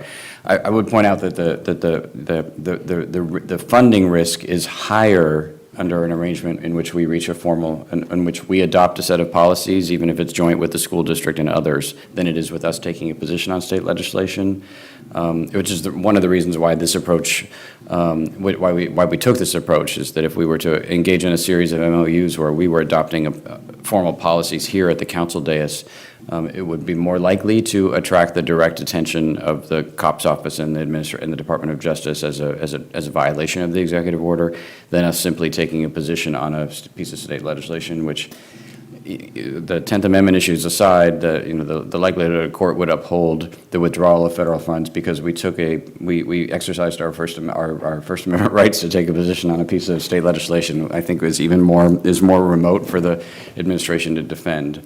But also because we think it's just as important that our residents be protected and have the kind of security that we provide wherever they are during the day, whether they are at work, or whether they are a child in school or picking up their children from school or at their medical appointments or what have you. Very few of our residents live all of their lives in West Sacramento, and so a broader solution beyond our city limits is essential for providing real protection for our citizens, for our residents, which is why this item is brought forward. So I'm supportive of moving forward, but I hope there's no misinterpretation that it's because we're hesitant about this policy. I think it is because, as Councilmember Orozco said, we want to assure that all 5 members of the council are here and have the full range of options ahead of us, so that we can, on behalf of the community, stand together on these issues. So, with that, if all those in favor of the motion to continue, please say aye. Aye. Any opposed? Hearing none, that motion carries. Council calendar, Ms. Berlin. Good evening again, Mayor and council members. Here's a couple of dates, three dates that might be of interest to you. This coming Friday at 10 a.m. will be the grand opening for the Mill Street Pier over in the Bridge District. Next Wednesday, March 22nd, is the long-awaited YOLO Leaders Forum at UC Davis, focusing on new federal policy and the effect on local government. And then on March 29th, Senator Richard Pan is hosting a town hall meeting here at City Hall in the council chambers. The topic will focus on discussing issues facing children, such as access to high-quality childcare, early childhood education, quality health and dental care, and much more. So please let Chris Rankin, our city clerk, know if you would like to attend that town hall. Thank you. All right. City manager reports? Just quickly, as the mayor mentioned, the president's budget comes out tomorrow. John Robinson's working with Hall and Knight to be able to provide you some sort of summary of that. As soon as we get it, we'll forward it on to you. And then UC Davis beat North Carolina Central tonight, 67-64. They'll play number 1 Kansas on Friday. Nice. So as an alumnus of UC Davis, I'm very excited about that. All right, any questions on city manager report? City attorney report? Staff direction for members of the council? We have no future agenda item requests, so Mayor Pro Tem Johannesson moves and Councilmember Orozco seconds that the meeting be adjourned. Yes, Your Honor. All those in favor, please say aye. Aye. Any opposed? Hearing none, motion carries. Meeting is adjourned.